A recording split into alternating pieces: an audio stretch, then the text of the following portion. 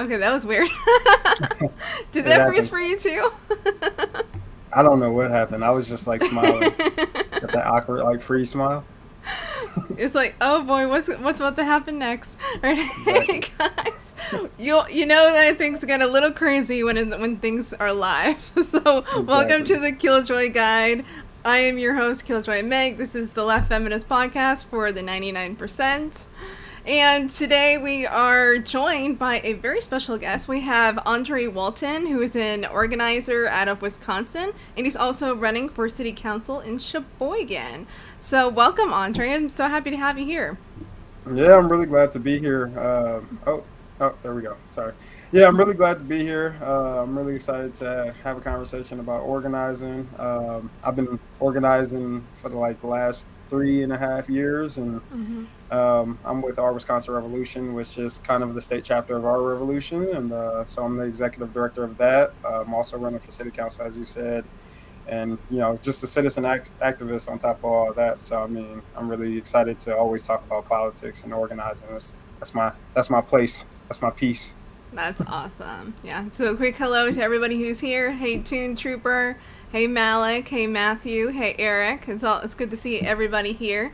Keep those comments coming. If you have any questions, definitely start shooting them in, and we'll definitely have time for questions at the end. I'll make sure to leave room for that.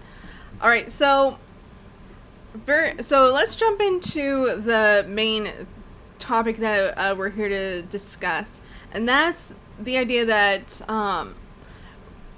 particularly for us on the left, there seems to be a weird dichotomy of particularly some on the left who think that we can only do certain things through electoralism, others who only want to organize on the ground through mutual aid. And so, how can we? So let's start off with this question: do you prefer one way or over the other? Which way do you think is the way that the left should be going? Well, I don't think it's a one way or other type approach. Mm-hmm. I mean, I think you have to take a all kind of all you can do approach. I mean, if we go back to the 1900s with the socialist rise and the socialist revolution of like Eugene Debs, I mean, Mm-hmm. they were an outside force. And if you think about like union organizing, a lot of that organizing was outside the party, but they also ran for office within the party. So they had socialists running for Democratic Party seats. They had socialists running for local town mayors. They had socialists running for Congress, Senate, presidentials. And even though they did not win like a whole bunch of seats, that outside pressure actually made FDR actually move more to the left and present the Green New, or not Green New Deal, but the New Deal at the time. And so, like, I think you can't really take a one size fits all approach, because I think that's kind of like cutting your feet out from under you. So that's why I don't understand like why some believe that you have to like either go full on Democratic Party, full on third party. No, I think it has to be all of the above, because Mm-hmm. third parties traditionally put pressure on the main parties, and then obviously having people run that's untraditional candidates into the main party also changes the party structures. And that's just based off historical context. And if we choose not to involve ourselves in electoral politics, then we're saying up front that we're not actually going to take this movement serious. But I mean, I understand why some people have that view, like we shouldn't get involved with the electoral politics, because there has been so many losses, there has been so many stabs in the backs, and candidates who haven't actually lived up to their promises. But I think, saying we shouldn't be involved in it at all is kind of a mistake. Just based off historical context, it leads to more failures than it actually does successes. So that's my view of it. I Mm-hmm. would say we need all of the above approach if we want to actually have power. Yeah, and I tend to see things that way as well. Is that I may not think that electoralism will not save us, but we definitely need to at least be involved in electoralism, because we can't cede ground to we can't let the corporate Dems have all that power, because Hmm. if we do, then they're just going to continue to screw us over. But we also need to keep that pressure on whoever we consider our allies in Congress, whether that is the squad. But that doesn't mean, as I like to say, that doesn't mean coddling them into submission. That means we actually need to hold them accountable and hold their feet to the fire. And I think that's another kind of disagreement that we are seeing a lot on the left is, how exactly to treat people, people that should be considered our allies in Congress, but who are not acting in a way that we find acceptable or effective. So I think that there is a lot of conversation that's happening on the left in that regard, but I do agree with you that we can't cede that ground, because when we cede that ground, then that's power that we don't have. Would you kind of say that's might be the case, or do you have a different opinion on it? Yeah, I think that's pretty accurate. And just kind of going back to keeping pressure on the candidate that you elect. I mean, I think it would be a mistake not to keep that pressure on there, because if we think about how much pressure goes in from the inside the establishment, it's probably going to be tenfold of what we can put on them, right? Right. Because they're with That's these a people lot of every money. day. Exactly, they're with these people every day. They have to talk to them. They have to work with them. So having the pressure on them isn't a bad thing. That's just to kind of keep them in reality of where they came from. And I think it would be a mistake to say like, oh, we shouldn't pressure them because they're our allies. No, that's not really how politics works. I mean, if they're your allies, they should be okay with that pressure and keeping themselves in check, and you kind of being that center for them.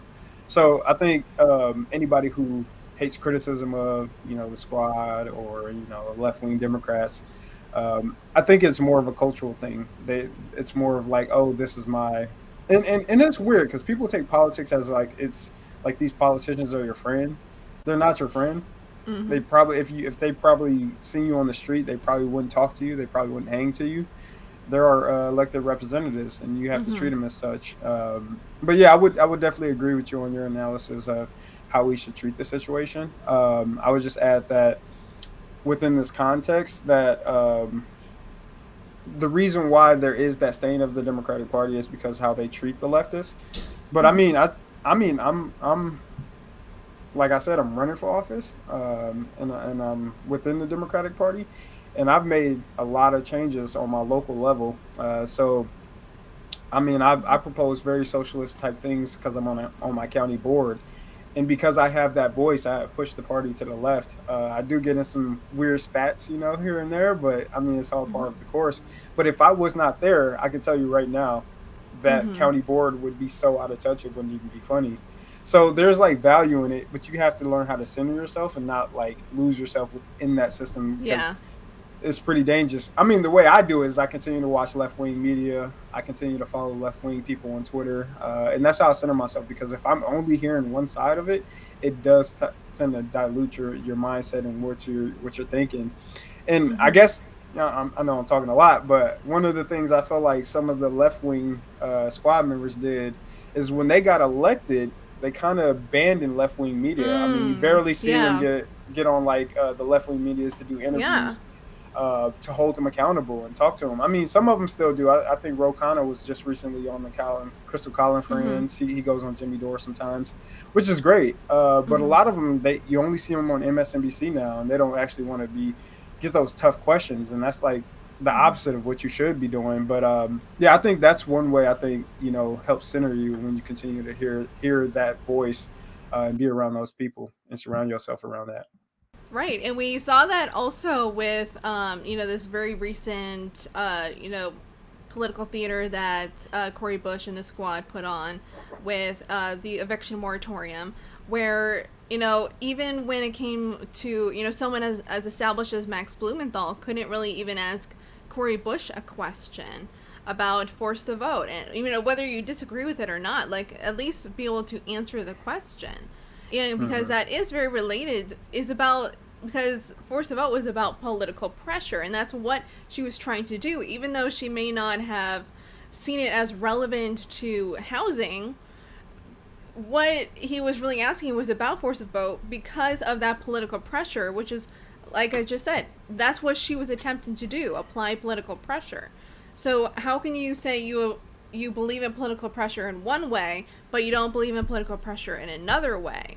So I think that was a valid question. And the fact that she couldn't even answer that to Max Blumenthal, who is an established journalist, like, that just kind of, really makes you question, okay, why do they feel like they need to be so protected? Like, these are your constituents. Like, why is it that, like, for instance, like my FHL co-host Afeni, you know, they wouldn't really allow anyone to really ask them questions on camera. Like, a lot of what she learned from Cori Bush and AOC was learned off camera. Even the fact that AOC, you know, for some time she wanted to quit. And she thought about going back to organizing. You know, that's a big thing that we are learning from what Afeni spoke to them about. And then she was the one who's talked to Max Blumenthal. And so basically it's hearsay at that point. But the fact that they're not willing to answer these questions in a format, like, it's not to say that, yes, we would be hard on them, but that doesn't mean we would treat them unfairly. Yeah, exactly. And I think there's two sides to why they're doing this. One, I think they're trying to play the inside game. So they don't want to say something that can possibly be used to them by the establishment Democrats. While I think that's their tactic, I personally wouldn't agree with it, because I think the only way that you're going to change that party and put pressure on the establishment Democrats is by exposing them, by saying exactly what's going on in the House, exactly why things are corrupt, exactly why things don't get done. And that's how you change the system from within. But I think they're trying to play this weird triangulation game where they're kind of seem like they're cozying up. They're not really friends with them, but they're trying to act like they're cozy with them, calling them mama bear, you know, whatever. And like, hey, if they're friends with me, maybe they'll throw me some political favors or some political points. But the reason why that's an extremely bad tactic is because there's the side of like, oh, you're my personal friend, but you don't fund my campaign. So they're going to be like, well, at the end of the day, you're cool, I like you, but at the end of the day, I got to go home and get this oil money, right?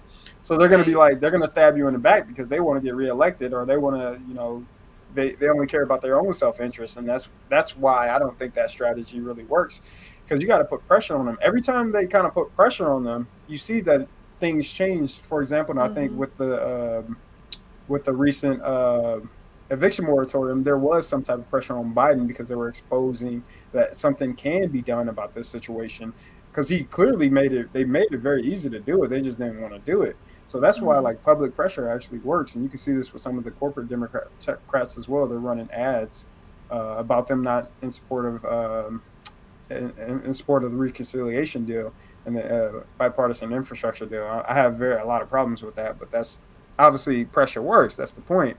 And then another thing is, I think that they're not really used to having, you know, actual pressure, because like I've seen some of the interviews they've done on like MSNBC, and they're not really tough questions. There's a lot of softballs, and when they do actually get hard questions, it's from the conservative direction. But we're actually, you know, trying to hold their feet to the fire in favor of the people, and they think.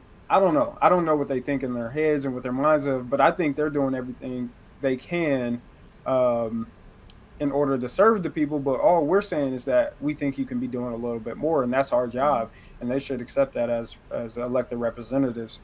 But yeah, as far as like Max Blumenthal question, I thought that was a fair question. I don't think it was a hard question. I like Cori Bush, but I thought she was trying to avoid the question by saying, oh, we should be focusing on X, Y, and Z. Well, you're elected representatives. I mean, you can walk and chew gum too. I mean, you can focus on multiple issues. I mean, that's your job. So I thought that was a little bit of a cop-out. But, yeah, I think they're playing a weird triangulation game. That's why it's nice that there is outside pressure, because we can call them out for that. But I personally don't agree with that. But, yeah, that's my perspective of it.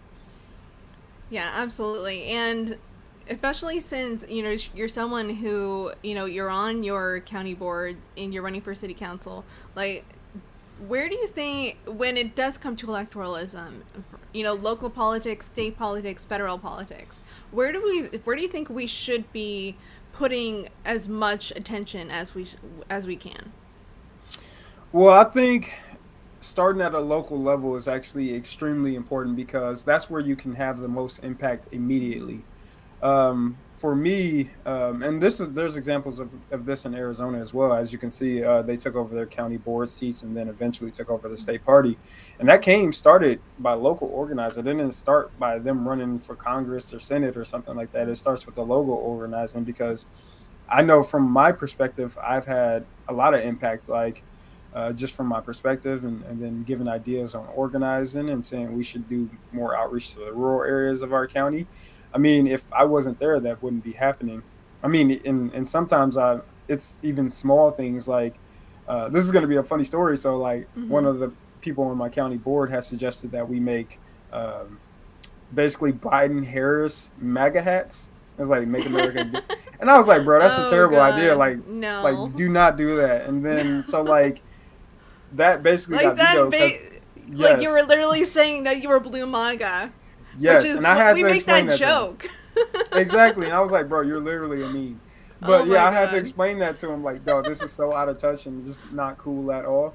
And like, for example, sometimes it's just little things like that. But because of that, because I raised Mm-hmm. a little bit of a ruckus about that, those hats were never made. Instead, there was like a different slogan that they made, but I was like, dude, do not do that. But I mean, and I at mean, this even Build point, Back Better. It's like that's literally almost word for word. Make America great. exactly, exactly. Like And I mean, they don't know how to think. It's like, what are you exactly. thinking? And one other thing I would say about like the local organizing is that it's a little bit more intimate as well. So you Mm-hmm. obviously there's not like this influx of like corporate money into local parties. So your voice means a lot more. Because like I think my local party, I mean they have a very small budget of like $14,000 a year or something like that. So like I can have a little bit leverage of saying like how I think we should organize, how I think the best way to effectively bring new people into the party and push people more left on economic issues. Like I couldn't do that if I like ran for like the state Democratic Party right away. It's just like no, it takes a lot of us on the local level, and then we can go from there. That's why I think is really important. And I already brought up Arizona, how they took over the state party, and you seen what happened there. Mm-hmm. Like the whole establishment quit, and they tried to like, take their ball and run because they were just so butthurt that like people actually were going Mm-hmm. to do something from the people. But Right. it Yeah, we saw it in and Nevada too. yeah, I'm sorry, I Yeah. kept saying Arizona. It was Nevada that did that. Oh, okay. So Uh, it's just Nevada, not also Arizona. yeah, that was my bad. But we seen that because of that local organizing, Bernie Mm-hmm. won Nevada easily. I mean, Mm-hmm. he swept that, and if we do that across the country, I think there's an opportunity to have more left wing victories. I think one of the failures of the left is that we haven't organized to take over parties, and that's why I was talking about having that multi-tiered approach. That we do have to take over these parties. We have to organize, and that's how we get left-wing presidential candidates, Senate candidates, congressional people organized and elected. Because if we have an establishment continue to control the party, then guess what? They're going to favor the establishment candidates. I mean, look what happened to Nina Turner. I mean, you had Mm-hmm. Republicans coming in to support her, and the left wing establishment was okay with that. So I think that's why it's extremely important to be a part of local organizing. I don't think you should sell out your values, but I think it's important to stick to your values and be firm in your position and organize with those left wing values intact. That's my opinion, at least.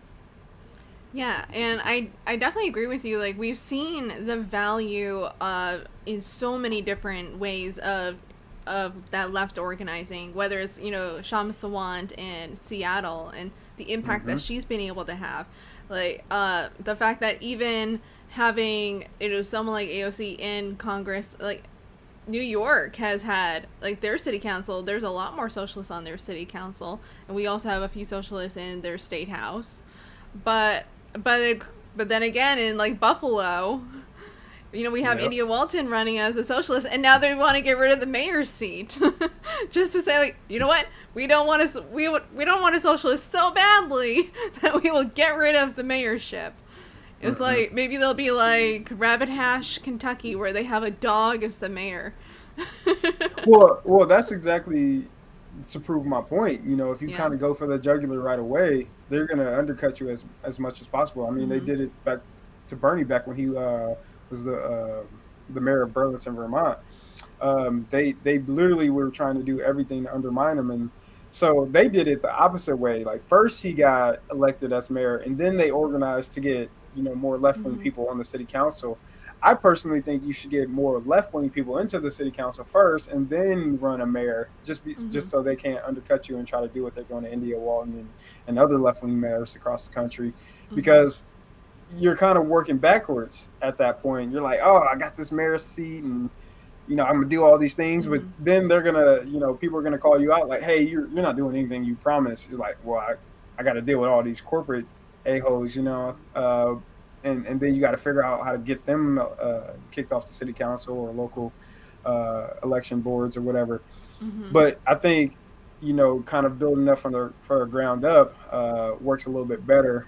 Having Yeah. a little small victories, in my opinion, and we're kind of doing that here in my little city. Like we're getting more left wing people elected. And now we're proposing legalization of marijuana laws or ordinance laws, and talking about like how to find ways to raise the wage. We can't really do that on local level because our fascist Republican legislators have a law that you can't raise the minimum wage on a local level. But we're trying to find ways around that, and that wouldn't have happened if we wouldn't have had like a slate of left wing people running. Because we did used to have like a real right wing city council, but it's Mm-hmm. way more left now, which is pretty awesome. Yeah, that is awesome. And so that kind of leads me into my next question was how did you first get involved in organizing? What was the thing that brought you in? And you were like, you know what? That's what I need to be doing. Well, it was a weird kind of transition into politics for me because nobody in my family is political. Like, I don't even remember like really talking about it like when I was younger. Obviously, we kind of like watched the debates and stuff when Obama was first running. Obviously, because he was the first black mayor, and everybody was like kind of lit off that. But other than that, I don't remember like ever like my family talking about politics. But so during the 2016 presidential election, I was watching the Hillary and Trump debate, and I was like, because I was in my senior year, and I was like, hey, maybe I should get more involved in politics because it might affect me because I'm like becoming an adult for real. And so I was watching the debate, and I was like, they're not talking about nothing. Like they're saying a lot of words, but they're not actually saying nothing. And it was like, you Yeah. ever seen that Family Guy episode when he was like, the mayor Adam West was like saying a lot of words, and then he like kissed that dude on the forehead, but like he never actually said anything. And then Lois Yeah. like rebutted back, and she just kept saying 9/11. That's kind of how the debate was to me. Like it was a lot of words without actually saying anything. So I Right. got like really frustrated, and I think I started to try to look more into politics. So don't judge me, but I started watching MSNBC and CNN and Mm-hmm. stuff like that. And guess what? You're gonna be shocked about this, I promise you. But I didn't learn nothing from them either. Mm-hmm. So I think one day, That is a shocking conclusion. yes, I How know, do you right? not learn anything from MSNBC? What is I wrong with didn't learn anything. You know what I learned? I learned Trump bad, Hillary good, and I'm like, what? Like this is not what I'm seeing from the debates. So I was on YouTube because I was watching all my. I didn't have cable. I never will Mm-hmm. buy cable because I'm cheap and it's overpriced and unnecessary. So I was watching YouTube, um, and I got suggested like a Young Turks video. This was back when they Mm-hmm. were kind of good, I guess. But so I got suggested a Young Turks video, and they were talking about money and politics, and I was like, wow, I've never heard this on MSNBC. I've never heard this on CNN, and I was just kind of blown away about like what's going on in our political system. So when Trump got elected, I wasn't surprised because I was watching, people like Kyle Kalinske. I was watching the Jimmy Dore, so I was watching all these left wing media, and I was like, she's gonna lose because I was like seeing the different Mm-hmm. perspectives, and I was like, yeah, she's gonna lose. And even from my perspective, I wasn't excited about Hillary. I was like, she sucks, and like I didn't hear anything that actually pointed out to me. So yeah, that's kind of my introduction into politics, and from there I started getting involved with different organizations. So I was involved with Wolfpack. We were fighting to get a constitutional amendment passed Oh, to so get you money were out of like politics. heavily involved. Yeah, I got in like really deep, and then I was like early days moving Mm-hmm. for People's Party, like when it first started out. So I was like making calls. I was like Mm-hmm. doing some organizing. But I had to stop that early because I got hired on a governor's campaign, a guy named Mike McCabe. Like he was like the Bernie of Wisconsin. Mm-hmm. Like he was an independent running in the Democratic Party. He was talking about universal basic income. He was talking about free state college. He was talking about a lot of good stuff: $15 minimum wage, Badger Care for all. So Badger Care is basically like the state public insurance. And he was talking about making it available for all instead of just like for those who are extremely poor. So he was basically like the extreme left wing person, and you're not going to believe this either, but the Democratic Party hated him. So he didn't win, but What? he got 30,000 votes, and I did a lot of organizing. I learned a lot about politics.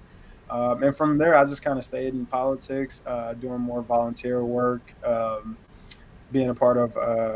And then I got hired as an organizer for our Wisconsin Revolution. Like I said, it's the state version of our revolution, and I've just been doing it ever since. And I mean, it's one of those things that you love to hate it and you hate to love it Mm-hmm. because like there's so much things that is beautiful about organizing. Like you meet a lot of people, you get to actually have an impact, but then you hate it because you deal with so much silly shit. Like Mm-hmm. I mean, so many people that I deal with, and this from the conservatives and the left wing people, so called left wing. I call them liberals or left wing conservatives. Um, but like it's so much you deal with them, like it sometimes make you want to just quit politics because it's like Mm. these are the people who are controlling society right now. But at the end of the day, it's like I've had some impacts and some success within my organizing that has continued to help me stay involved. For example, in Milwaukee County, we passed the Medicare for All resolution, and we did the same thing in Madison County as well. And we've been continuing to fight on marijuana legalization, $15 minimum wage.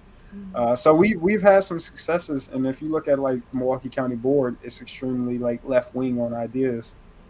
So I mean, those things give me hope. But yeah, it's tough. Like there are some days where I just can't even like think about politics because like it's a mental health Yeah. situation. So yeah, I mean that was kind of Yeah. my start into politics, and I've just kind of been doing it ever since. And yeah, now I'm just like trying to find out every way I can to kind of just stay involved and continue the revolution, I suppose. Yeah, I think that a lot of us have had, a very similar trajectory as you. Starting out as, like a bit of a shit lip, as I know I was, like, because Dude, I I was. used to follow Occupy Democrats. That's how deep I was. I was like, I was that guy. It was bad. Oh yeah, like the other 98% on Facebook Hmm. and all those All different that. things.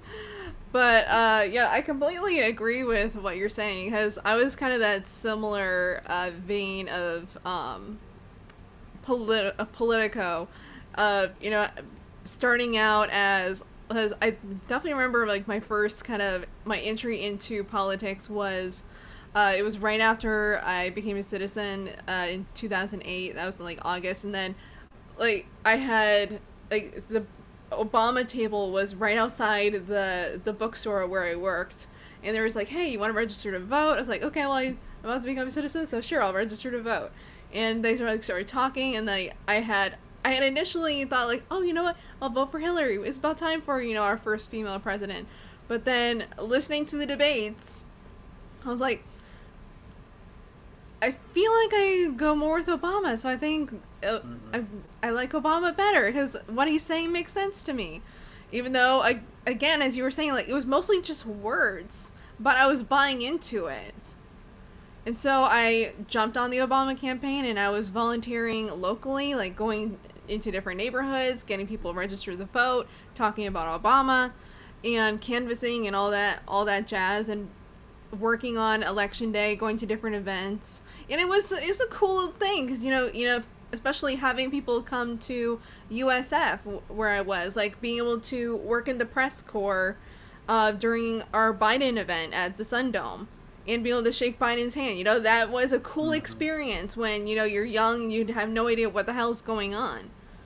Being able to meet, oh, Forrest Whitaker, Cal Penn, how cool is that? You Right. know, so you Well, kind of get your mind warped a little bit by all of that. yeah, it's kind Very of like much. it's kind of like the Matrix. Like Yeah. before you've taken the red pill, you're just like in this veneer of a reality. Like everything's great, and I love the flowery speeches and cool. You have Mm-hmm. celebrities behind it. Beyonce is doing Obama's concert or whatever, and you just don't even know. You're just like Mm-hmm. living in a false reality. And then when you take that red pill, it's like you can't go back Yeah. from that. Like you're stuck. You're just like, oh, this is horrible. This is really bad. Yeah. And it Especially takes some like, time though. and it's funny too because some of the things that we would do is we would have election or debate watch parties, and we would actually like play drinking games during the watch parties, in which depending on whatever McCain or Obama said, like, oh, you got to drink, because it was the same things over and over and over again, but it didn't hit me then the way it's Hmm. hitting me now. Like, oh, wait a second, there's something wrong with that. That they're saying the same things over and over again, and there's substance. They have no substance behind them whatsoever.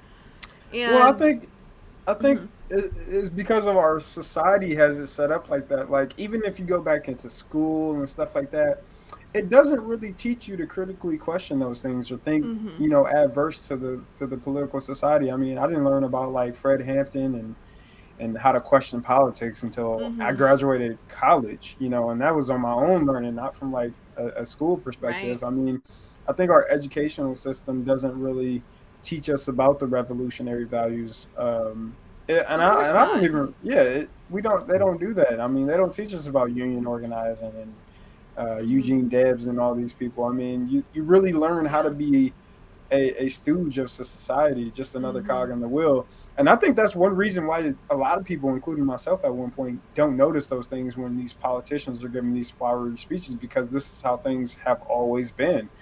And once you wake up from that, you're like, wow, I was really getting played, man. It's mm-hmm, kind of like it's kind of like being in love with somebody who treats you terribly. Like you don't notice you're getting treated terribly until like something happens so bad that you're like, oh wow, I didn't realize it was that bad.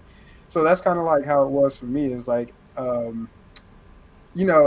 like during the 2008 crash, like oh yeah, I didn't realize it at the time because I think I was in like eighth grade, mm-hmm, and my family we got put out of our house, and we were homeless for like a while. I don't remember how long, and like when I got older, I was like, oh, that has something to do with the Great Recession and stuff like that. mm-hmm, And I had no idea that it directly tied to like Wall Street and politics and Obama and I was just like, wow, I really, and obviously Bush too. I was like, wow, I really didn't know that. I just thought society just treats you bad sometimes. But once you kind of wake up, you start to see like things are really messed up, and it can be fixed, and it's avoidable. But we have a corrupt society that protects the wealthy and caters to them, and that's why we have these constant crashes and these people laying on the street, and we have tent cities everywhere. I mean, here in Milwaukee, Wisconsin, we have a tent city underneath the bridge, and actually mm-hmm. instead of like getting permanent houses for these people, they go and like barbecue for them. Like, yeah, it's cool you're giving them food, but I mean that's not really like a They're permanent still living in a solution. tent. Exactly. It's like a barbecue is not really going to do anything. So it's just like we have all these neoliberal solutions to like extreme problems, and it only Yeah, prolongs the situation and actually dealing with the situation as a whole. yeah, absolutely, and that kind of goes to the same as I completely support mutual aid and all these different systems, but they only the and mutual aid is a great way of organizing people and getting them active, I feel. But again, that's just like a kind of a way of organizing people. It doesn't fix a systemic problem. So Exactly. because yeah, you can feed people, but that doesn't give them a house. So I definitely see where you're coming from with that. Real quick before we continue that conversation, I just want to get a couple people from the chat. All right. So let's see, we got Matthew who says, I feel like politicians need to play that game and let organizers build structures to take care of our communities outside the government. And the two sides can talk to each other but not be the same. Which I agree with that to a certain extent. Like, I understand that they do have.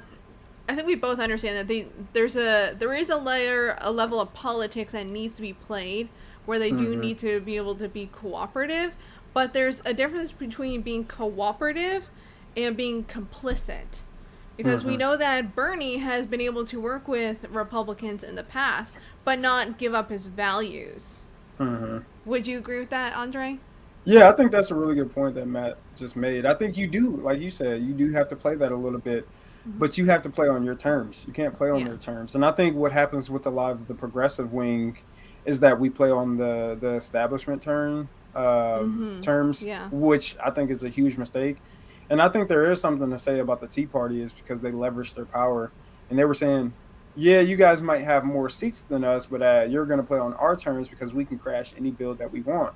And I think there's some merit to that, and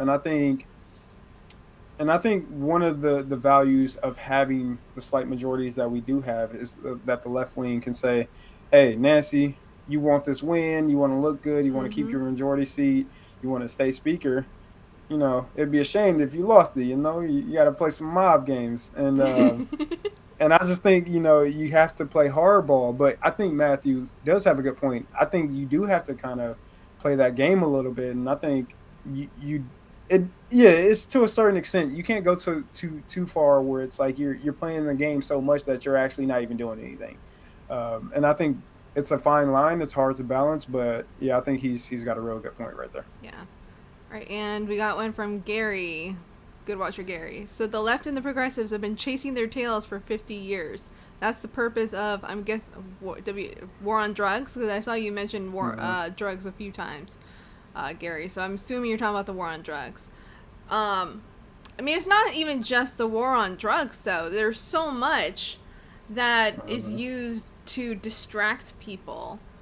So Hmm. I do agree that the left and progressive have been chasing their tails just a little bit, but I do think that a lot of that comes from, because particularly since you're talking about like the last 50 years, is Hmm. like having to battle against, like Reaganism, and like the left was kind of decimated, particularly after like the murders of Malcolm X, MLK, Fred Hampton, Bobby, you know, John Lennon, all these voices for the left, like, we're everyone who was, a revolutionary voice, everyone was murdered. So all of our Hmm. leaders were gone. They were either dead or in jail. So there weren't, and a lot of the people who had been part of the movement, like however you feel about, um, John Lewis, Elijah Cummings, good old Jim Clyburn, even though they were part of, the civil rights movement, they were kind of the ones who sold out. Hmm. So you had your leaders either dead, in jail, or sold out. There was nobody there to really support the movements to keep them going. And Yeah. particularly within the last 50 years, we're really only seeing a reignition now, and it's mostly by young people. Yeah, I think you hit the nail on the head right there. I think that's not really talked about much about the infiltration of the left. Mm-hmm. And not only did they, the movement leaders got locked up, killed, or put out of commission in some way. I mean, you even had an onslaught of elected left wing people get put out of office. I mean, there was Mm-hmm. a local DA in California that was a true leftist, and he lost to Kamala Harris by Mm-hmm. running on crime laws, and which Right, that disproportionately doesn't get hurt black talked about people. enough. Yeah, and Yeah. so there was a concerted She ran as effort. a tough on crime candidate. Yes, exactly, and a lot of people don't know that. Like, Mm-hmm. there was actually a left wing DA at the time, but I think there has been this concerted, organized effort that we have continued to fight against, and the reason why I think it's hard to defeat that institution of power because they have so much. I mean, we're just some activists. We don't have a lot of Mm-hmm. resources. They have the power of the state, and not to mention, they Mm-hmm. have warrantless spying now. They can tap into wherever they can find out our meeting spaces. They can have people infiltrate. They can have people sow discord within our organization. They can have people say starting internal fights. I mean, they have endless amounts of resources, and we fall for it a lot because we don't know Mm-hmm. it's part of uh,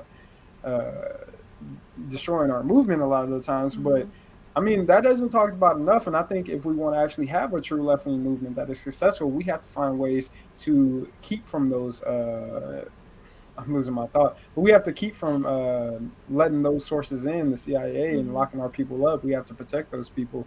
I think that's why it's important to be more organized. And I think one of the issues with the left that I have criticism of is we tend to break into two different mini movements. I'm like, Mm-hmm. dude, we have way Yeah, there more in are a lot of common. factions. Yeah. Yes, exactly. I'm like, we have way more in common than we have differences. Like, we need to work together. We got to put our pride aside and figure this out.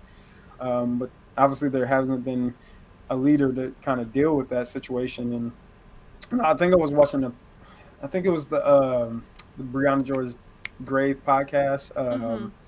She's recently, and great. Chris Hedges was talking about like how he teaches, you know, people who are in these movements and they're in jail right now, and and I think that's one of the issues. Like you said, we just don't have a lot of those leaders because they find ways to either kill them or put them in prison.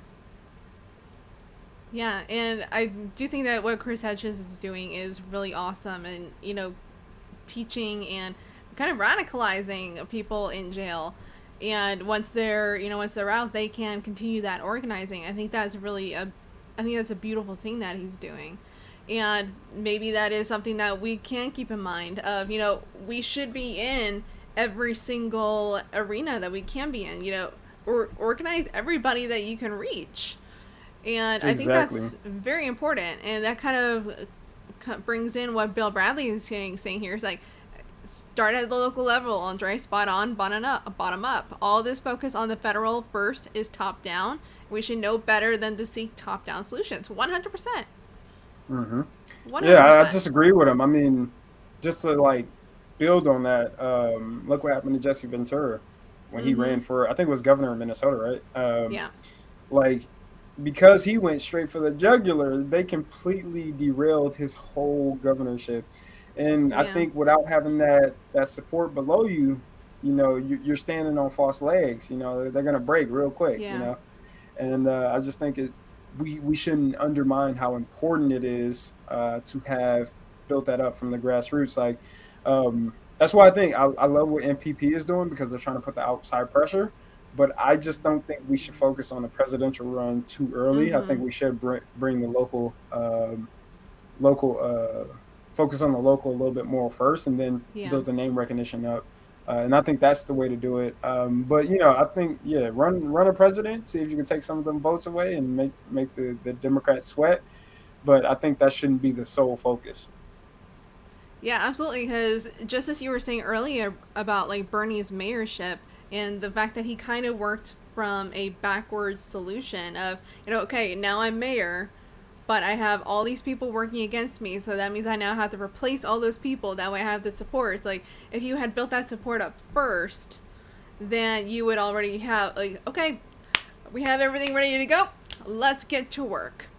Exactly. Because if you do it as you said, like the other way around, like, okay, I'm mayor now or I'm governor now, that means I now have to build the structure. Like, if you were building a house, you had to start from the foundation. You can't start from the roof. If you start Right. from the roof, there's nothing there to support the roof.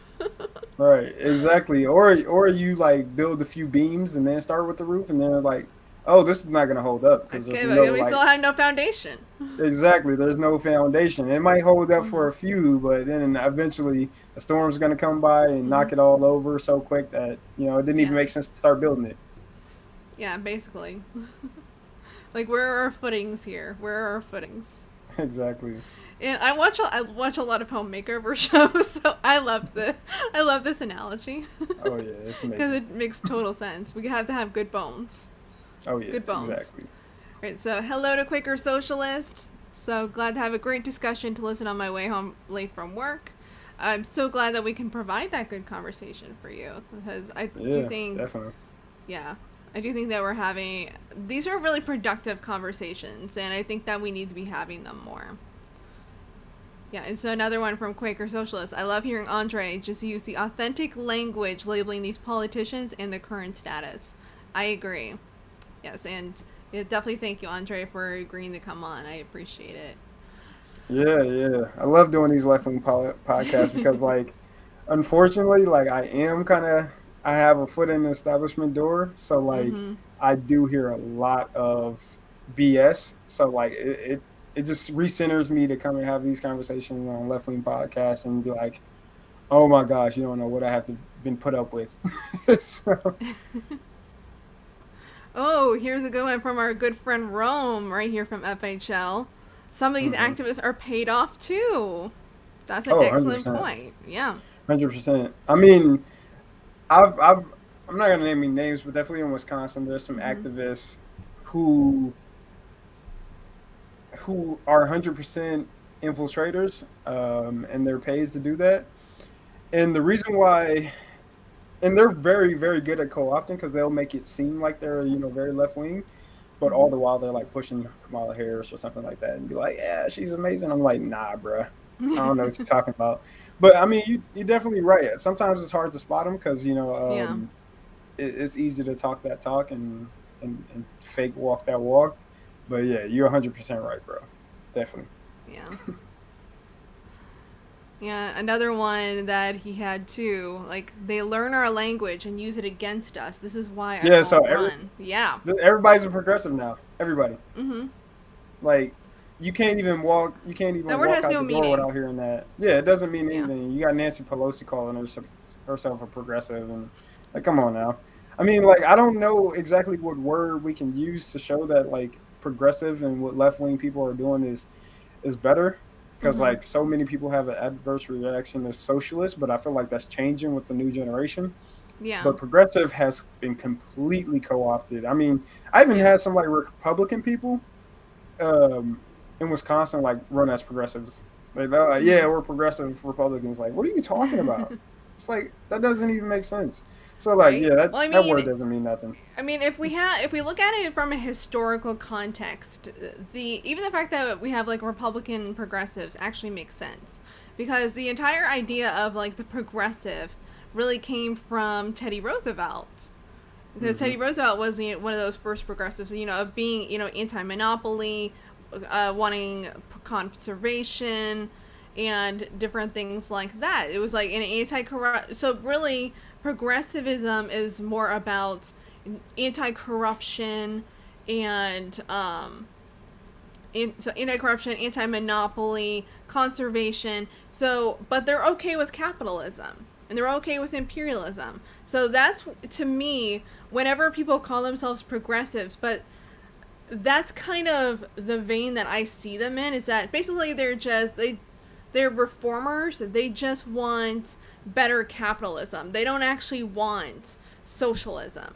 And I think that's what I feel like being against capitalism and being against imperialism are the things that separate the left from the progressives.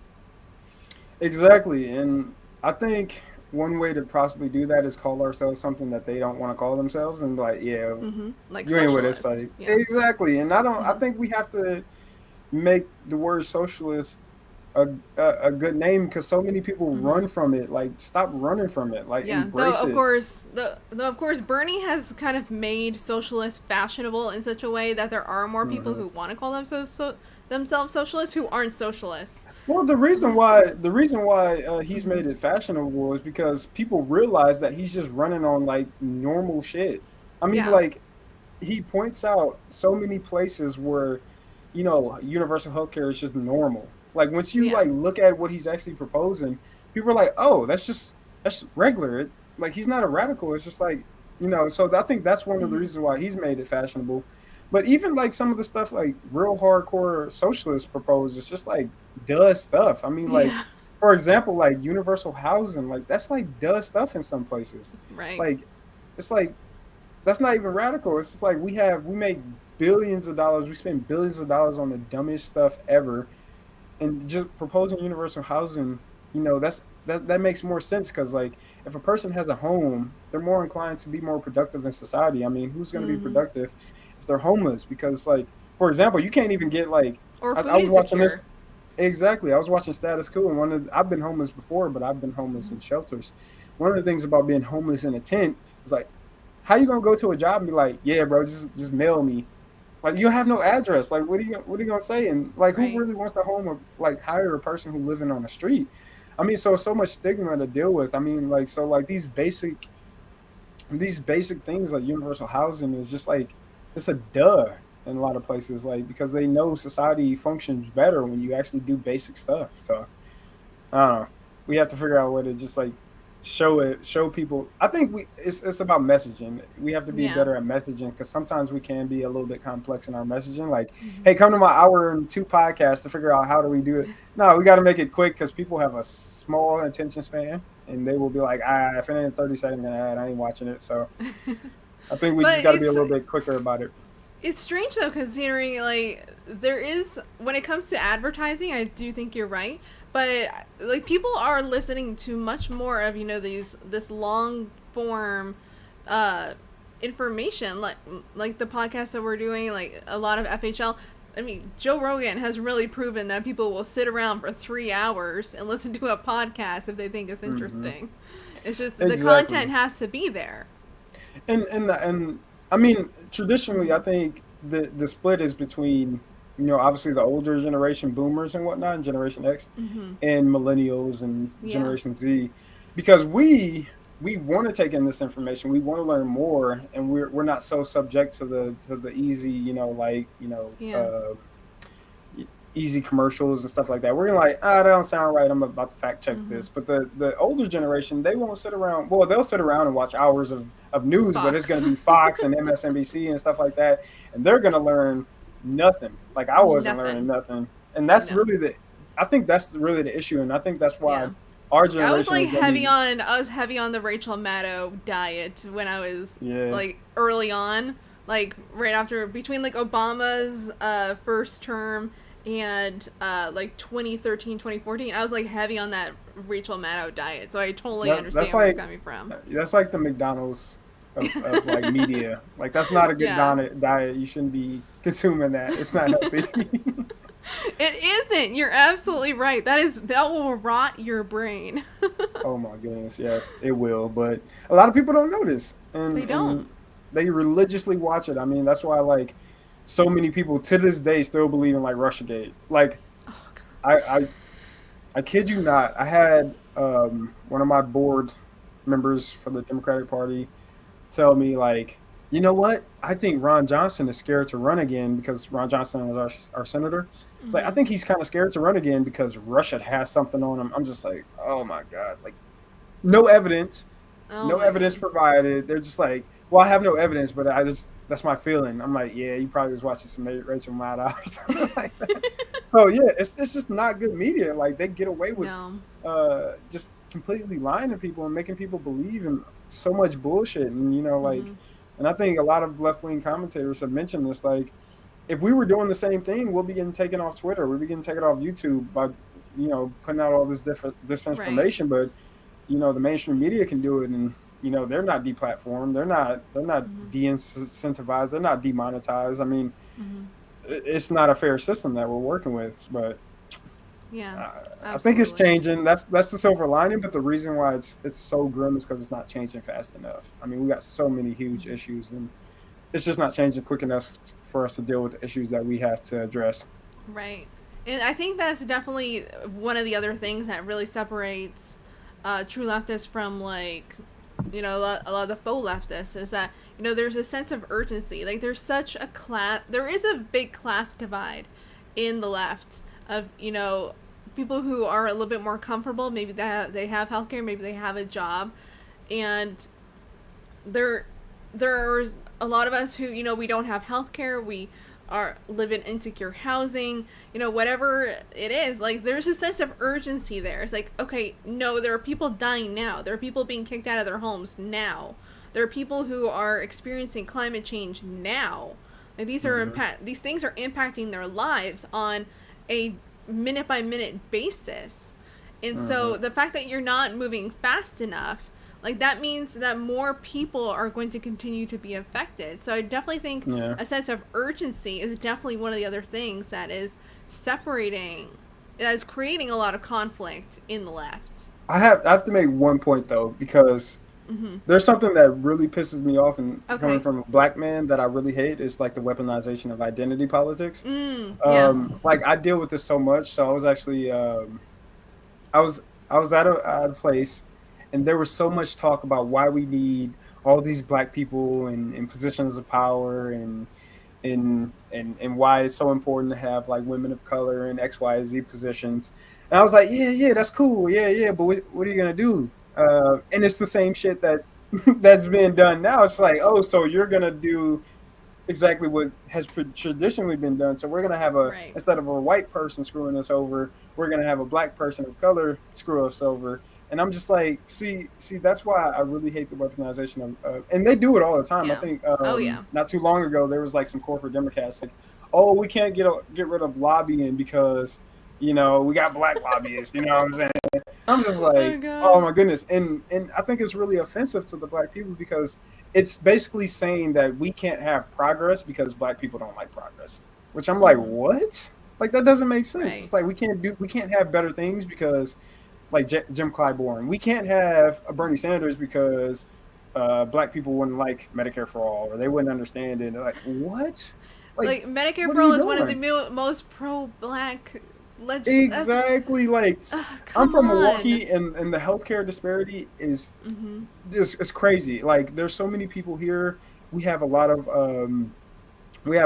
infant mortality. Mm-hmm. We have a lot of diabetes. We have a lot of like health insecurities when a lot of people don't get their annual checkups. I Mm-hmm. mean, it's ridiculous in Milwaukee, and that's the most black populated city in Wisconsin. And it would disproportionately help black people if we had Medicare for all, because I have a lot of white friends and I have a lot of white colleagues and stuff like that. And guess what? They're fine on healthcare. So that's not really their biggest issue. Even though their healthcare Mm-hmm. might suck, they don't have to worry about having a $3,000 bill when they, go for if they Right. break their leg or something like that. Like black people, we really have to deal with this. So like for example, like one of the things like in black neighborhood is like don't call an ambulance. Like I'll find a way there. It's like don't call an ambulance. I'll find a way to the hospital if I have to go. Like because the ambulance is so expensive that people fear that more than the consequences of Mm-hmm. waiting. So like that's Right. one of the things that like healthcare disparity, like it identity politics is blocking. You're blocking people from actually having equitable healthcare, and a lot of these corporate Democrats say they want equity, but they're not actually doing the policies that would make our society more equitable. So yeah, I just had to point that out because it pisses me off. And there is something that is nice about identity because, Mm-hmm. but I think it's more in like sports. Like I think it was more valuable in sports because like if you see somebody like a LeBron James, you're like, I can do that, and because it's kind of cool. But in politics, it doesn't make sense at all. It's Mm-hmm. it's mostly used to weaponize in the negative sense. So I think it does have a factor, just not in politics. No, I 100% agree with you, and it's the same with gender as well. It's like, oh, I'm sorry, do I have to support Hillary because I'm a woman? I don't think so, because if you compare Hillary's policies with Bernie's, Bernie is actually much more feminist than Hillary Clinton, even though she's the female candidate. So it made absolutely no sense to me. Like, oh, supporting women. Women must support women because there's a special place in hell if you don't. It's like, no, that is incredibly sexist. And so I completely agree with you that there is this weaponization of identity politics of saying like, no, we have to have people of color and women and different gay people in these positions of power, which I do agree with, but if they're pushing the same policies, basically they're just equal opportunity oppressors. Exactly, and that's a good point. I've never said it like that, but yeah, that's a really good point. But I mean, it works though. It There are so does. many, and I love my black people, but they fall for it. I mean, I've Mm-hmm. run into so many people who are like, "Why are you supporting the white guy? Mm-hmm. Why aren't you supporting the woman of color, X, Y, and Z?" And I'm like, let's sit down and have a conversation. And I'll explain to you. And a lot of time their logic isn't logical at all. I mean, a lot of time it's just like they don't really understand that what these people do has an impact. It's more of like because here's one of the things I can understand it because like traditionally politics has screwed us over, so they don't. I don't think most of us have like faith that anybody can change the system. Mm-hmm. So we're like, okay, if we're gonna be screwed over, might as well be somebody black in there. You know what I'm saying? It's like I'd rather be screwed over by a black person than this white person that I don't like. And I think sometimes that's the logic in it, but I'm like, we're just like, that's a self-fulfilling prophecy at that Yeah. point. It's like we're cutting our own legs off before we even learn how to walk. And I think that's one of the reasons why like mainstream media is so bad, because they like Mm-hmm. fall so deep into Yeah, the definitely. identity politics, and you've seen it during like the elections and like all that stuff about like Bernie, and they even made those like ads about it. It's just like, but it works, and I Mm-hmm. think The Bernie that's Bro why, narrative, and yeah. yeah, and I think that's why it was very important, like what the Black Panthers were teaching back in the day, because Mm-hmm. they were teaching like identity politics suck. Like, I don't know if anybody here has like watched the Judas and the Black Messiah movie, but Mm-hmm. one of the things in there was like Fred Hampton's like, that dashiki ain't gonna do nothing for you. You know what I'm saying? That change in the name of the whole ain't gonna really do nothing. It's all symbols. And that's right. Like, you can put Martin Luther King on my school, but that don't mean my school is getting the correct funding. You Right. know, so you can give me the name of Martin Luther King, but you can't give me the equity he fought for. So I mean, Right. that's what identity politics lead to. So I think we have to combat that and educate that when we are starting our movements, Right. and It's teach almost this to like the people. Right, it's almost like, okay, so you want to change the names on these different army bases from, like Confederate leaders to like maybe black leaders. Like, okay, but it's still an army base. We're still, Hmm. we're still in another country killing people. but And a lot of okay, but times we those can army change the bases are army killing. base. Yeah, and a lot of those times are still killing more black people and brown people. It's like, oh, so you're gonna Exactly. name it a black person name, but we out here slaughtering Hmm. Somalis. Like, what? You're not making Exactly. sense. So, Right. it's rough. It's rough. So many people fall for it. Let me see what this. So this is from Bill. Maybe one of these generations will smarten up and actually reject this concept of leftist solidarity, go for class solidarity. Well, I Mm. mean, leftist solidarity is based on class solidarity, or at least it should be. Like, if we're actually looking at actual intersectional solidarity, that includes class, Mm-hmm. and that's what we're trying to do. We're trying to build, as we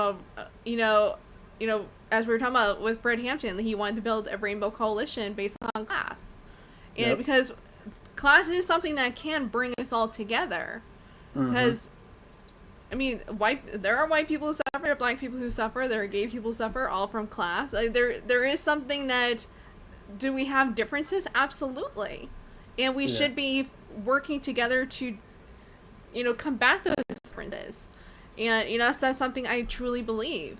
Um, Yeah.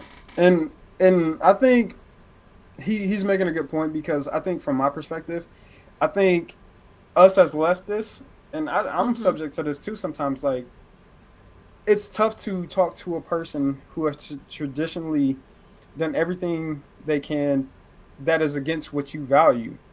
For example, if that person has done racist things, it's hard to want to go out and talk to that person, because this person is against everything you believe in. But like, sometimes it's important to deprogram those people, like mm-hmm, why the racist thing doesn't even make sense. Like, bro, you white, I'm black, we both broke. Let's figure this out. yeah, Like, we both living in apartment buildings. We can't afford a house. We both got student loan debt. Why does it make sense yeah, for you to be racist? Like, I have no power. I'm not the one oppressing you.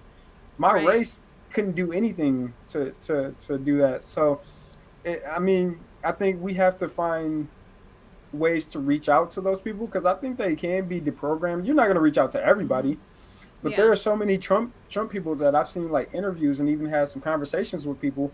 And guess what? We agreed that the system is corrupt, that the Democratic Party is corrupt, and the Republican Party is corrupt. And next thing you know, we're having a conversation about overthrowing the system.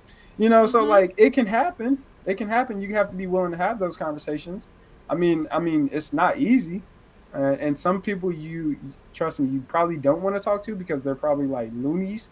But it does take like, it takes reaching out to those people you really don't agree with, and I think that's where that comment was coming from.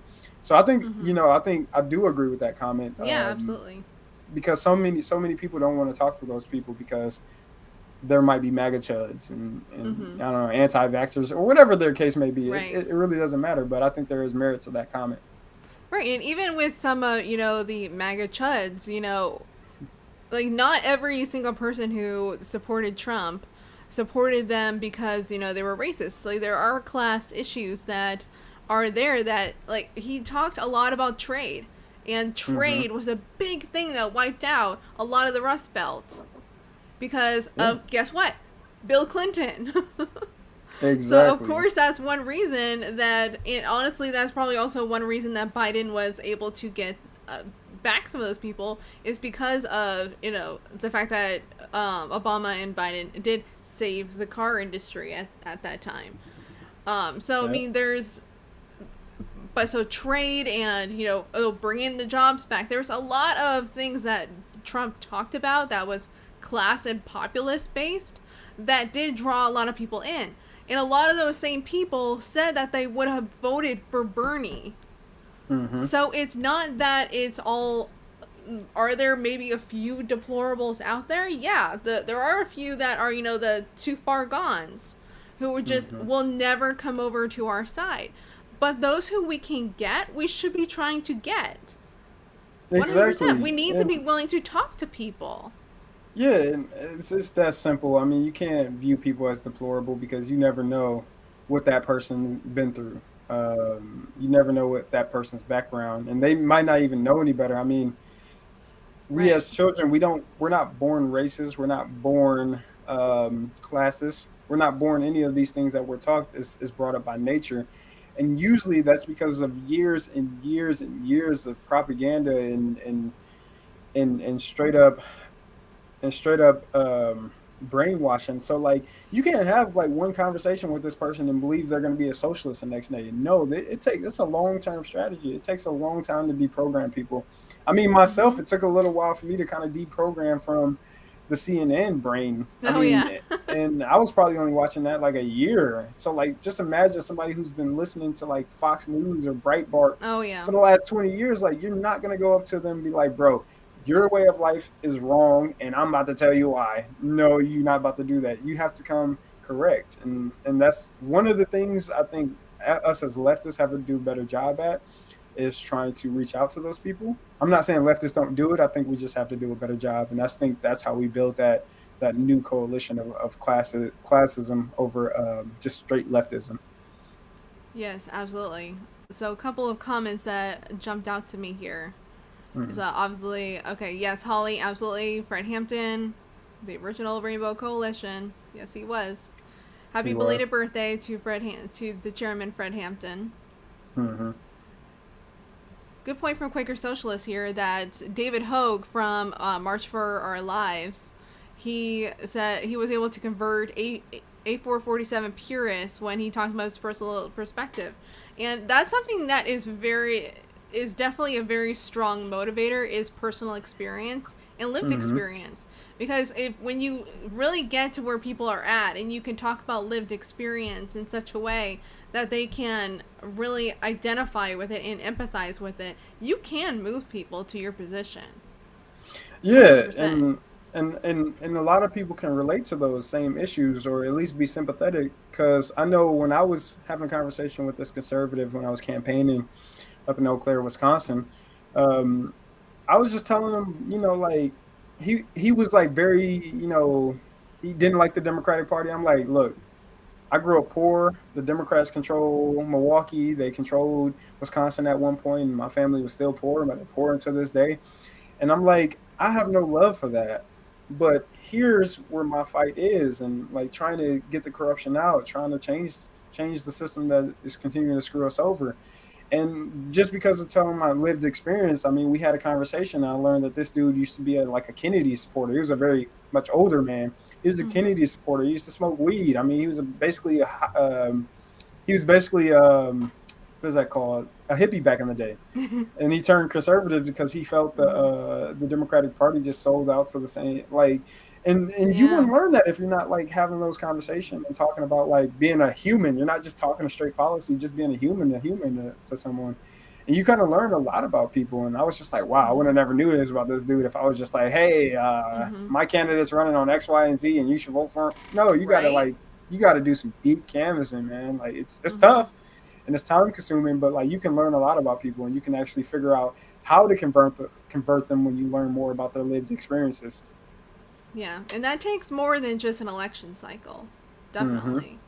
Like, you have to be organizing all the time in order to really get people, like, it Exactly. doesn't happen over just an election cycle. And kind of going I, off of your point, Gary said, like, ending the war on drugs will make some Trumpers allies, because the war on drugs is ravaging everyone, whether mm-hmm. it's marijuana or heroin, cocaine, even what's happening now with the opioid crisis. The opioid crisis is destroying so many communities.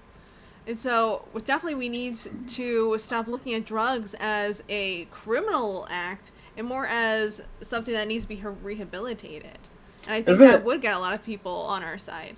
isn't it kind of wild to think that uh, directly the impact of this endless Afghanistan war, which is finally Mm-hmm. over, which I give Biden credit for, directly had an Eh. impact on the opioid crisis, which hurt a lot Yeah. of white people. It's Mm-hmm. like, so you guys think you're doing something good overseas, but it's having a direct negative impact on the people at home Right. that you claim to care about.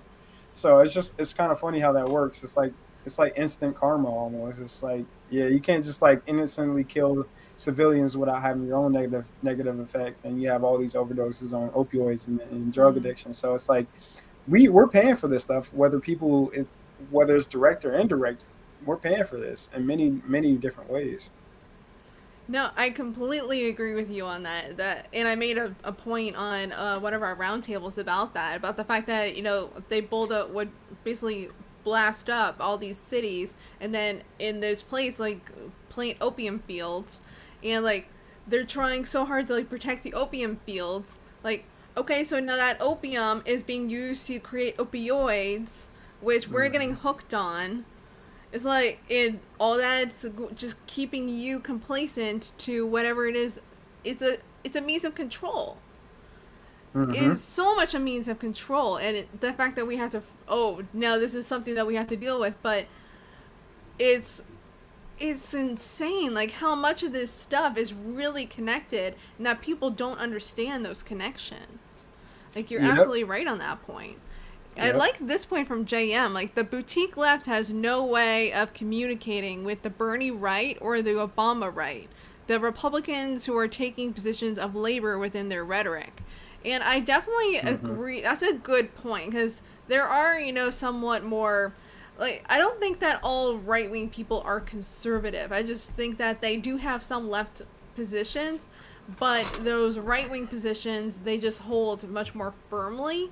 Like, someone had mentioned abortion, and even some like abortion, that's a as a culture war issue that they can latch onto to distract from everything Mm-hmm. else. Even though abortion too is an economic issue, it's a class issue, it's a race issue, it's all these different things as well. And they don't understand how all these different um, issues also impact abortion. Yep. That's the thing. Abortion is like, honestly, it's kind of a marginal issue when you really consider it, even though it is so central. Mm-hmm. I think the conversation is already starting bad when you kind of like view the world as left versus right, and we should Mm-hmm. be viewing it as the top versus bottom, or the haves or the Yeah. have-nots. And I think when you approach the conversation that way, I think you have a lot more success, because like when you start identifying with these false lines, like what is left versus right, it really doesn't Yeah. make sense when you kind of break it down on an issue level. It's like you might have like a view that is conservative and your majority left wing. I mean, it's very like life is very nuanced and it's not very black and white. I think more and more when you start to see it's more it's more of a gray area between a lot of the things we have to deal with. But one thing that isn't gray at all is that you have more in common with that conservative who may live a county over than you ever will with Jeff Bezos, or somebody who is Mm-hmm. completely screwing over your life directly, who's not paying you a living wage, who's not making sure you have adequate health care. So I think if you start the conversation like what I'm saying, it's top versus bottom, it's left versus right, and you kind of start to hear these conversations. I think I was watching an interview a while back, and this dude was like, he was a straight up Nazi, and he was all like, "Yeah, Trump sold us out to the corporations. He's fueling endless war. Our healthcare sucks." And I'm like, "Yeah, man, you speaking truth." And he was like, "And it's because of the black people." I'm like, "Bro, oh my god." So no. like you can see like it's there, but like his outlet doesn't make sense because he's brainwashed. But like that's one of those things. Like when you have the conversation instead of left versus right, you start to see that people are a little bit more nuanced than these false left versus right divides. So it's that was a funny example, but it there's a lot more like diluted examples of that. But yeah, it's definitely a true statement that right there. Yeah. So there you guys have it. Like, don't be afraid to talk to Nazis because you. Because I feel like that's another. I'm kind of kidding. Obviously, I'm kidding. Yeah, I mean, here's what I would say. Yeah, I've never talked to a Nazi before, so it's hard for me to like go down that route. But there is that one dude who's like literally got people to leave the Nazi party. So yeah. I mean, or the Nazi revolution, whatever they call it. So I mean, it's possible. I'm probably not the right guy for that. But hey, if you got the thick skin and you know how to talk to people, you got the smooth talker, go for it, shoot for it. But I'm personally couldn't do it. That's not me. I would probably punch a Nazi in the face. I'm sorry. That's one step too far for me. Hey, I totally get that. So, but I'm all for a nonviolent revolution, just to be clear. Absolutely. So, kind of continuing the conversation about, reaching out to people on the right.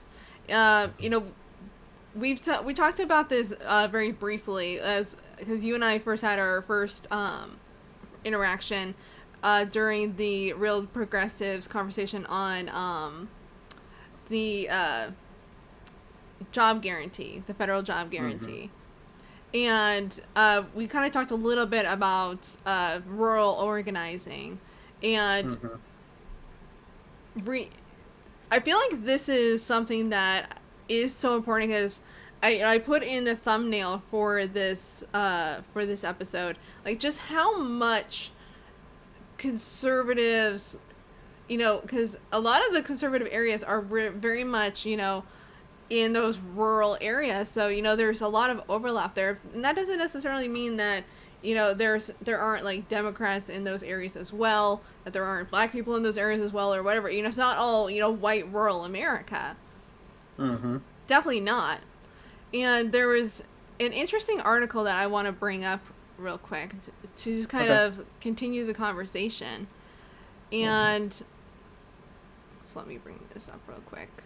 So it's, which one was it? Sorry.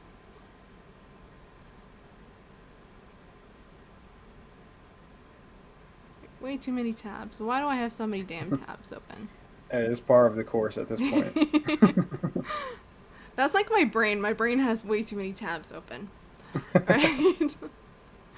Alright, so this is from Washington University in St. Louis, and they had I guess this must have been like a study, but it showed like that the divide between us is much more about urban rural than like left versus right or Democrat versus Republican, because they showed like your proximity to a city is much more will tell a lot more about your politics than anything else. And they say a lot that your zip code will dictate a lot of your future than anything else. So I thought it was very interesting how they have studied this, including like they show like this Gallup survey poll between 2003 and 2018 found evidence that the urban-rural political divide was more noticeable and decisive in recent elections and is rooted in geography and not merely difference in the type of people living in these places. How close people live to a major metropolitan area defined as a city of at least 100,000 people. Their town's population density plays a major role in shaping their political beliefs and their partisan affiliation. And I thought that was Hmm. very interesting because, particularly since we're talking about, organizing in rural areas, what do you, like, has your experience, you know, shown that divide in rural areas? Well, I think for me, we have to give a little bit of context. So Mm-hmm. the reason there's a number of reasons why that rural and urban divide exists, and it has to do with obviously the media we consume. Mm-hmm. Um, and if you watch a certain media, it will have you believe that these people who live in cities are so much different than people who live in the rural areas and on farms and stuff like that. So that plays a huge part into it, and we know based off like how the media is set up. Like if you watch a certain news, that's what you consume, and you think people in the city are just like horrible devils, and vice versa. You're like, Mm-hmm. I have nothing in common with a farmer. So I think that plays a huge factor into it. But like I was saying, like I had some of those conversations I had. I think we have to be upfront about the failures of the Democratic Party. Um, Mm-hmm. they no longer do anything for rural working class people.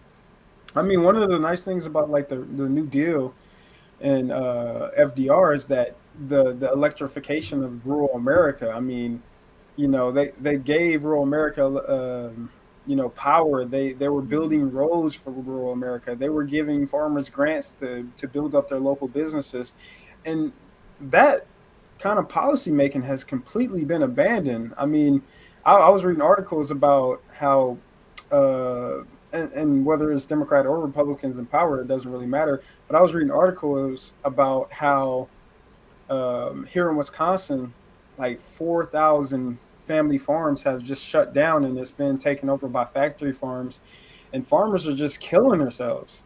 And I Mm-hmm. mean, they have nowhere to go because they don't feel like Democrats care about them. And one of the issues is, okay, well, if no politician is going to care about me and my issues, I might as well vote for the party that's going to be less in my life, which the so-called Republican Party, even though they have a very adverse effect, but their propaganda is effective. They're saying we're going to take taxes off of you. We're not going to have our boot on your neck like the Democrats. So that propaganda works.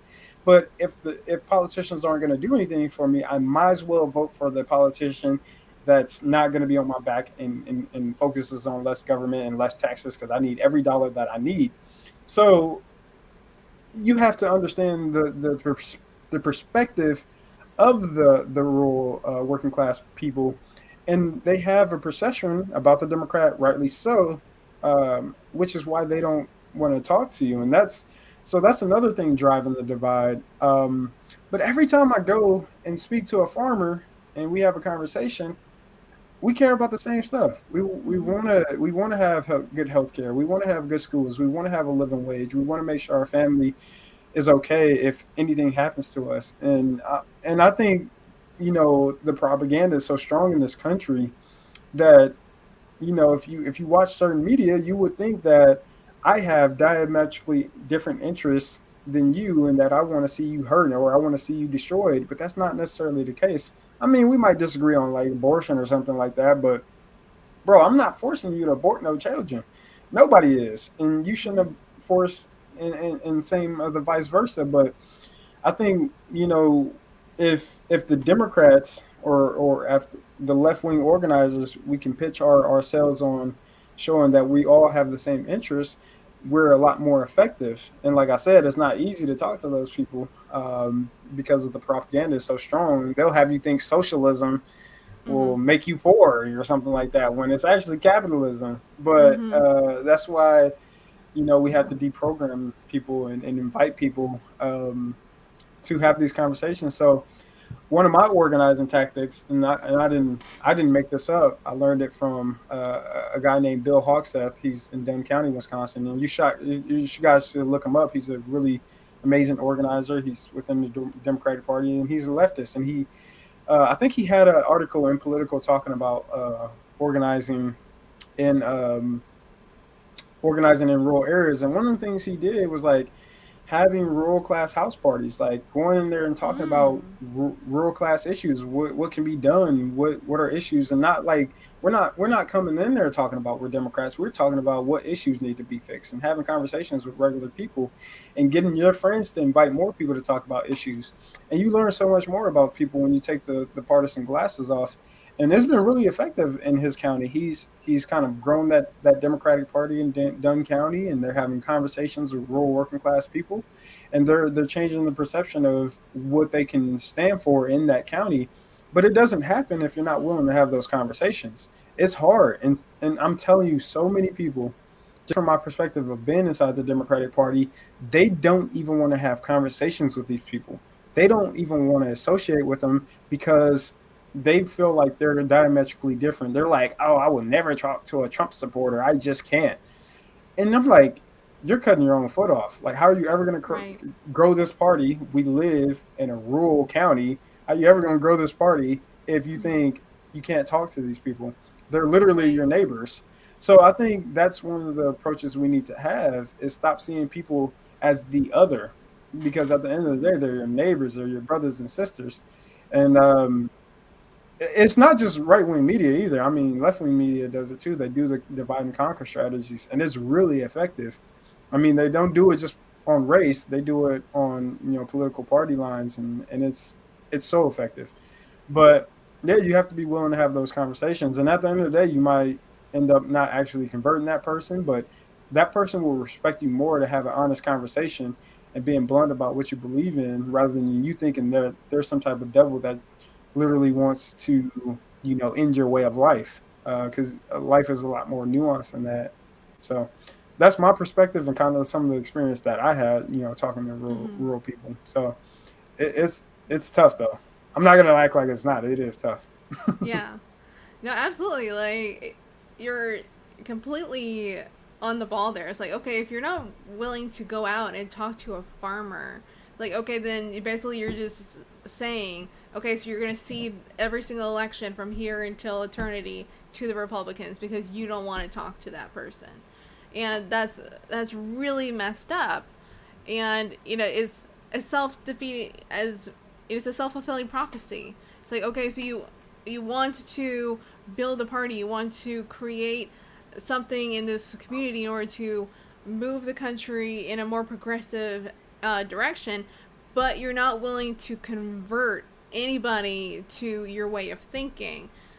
And Hmm. that's basically what it is. It's a self-fulfilling prophecy because yeah, we can try to get as many non-voting people to vote, but guess Hmm. what? They're getting fed the same propaganda too of like, oh, the Democratic Party is a bad party, that they're um it's like, so just take all of that out of it.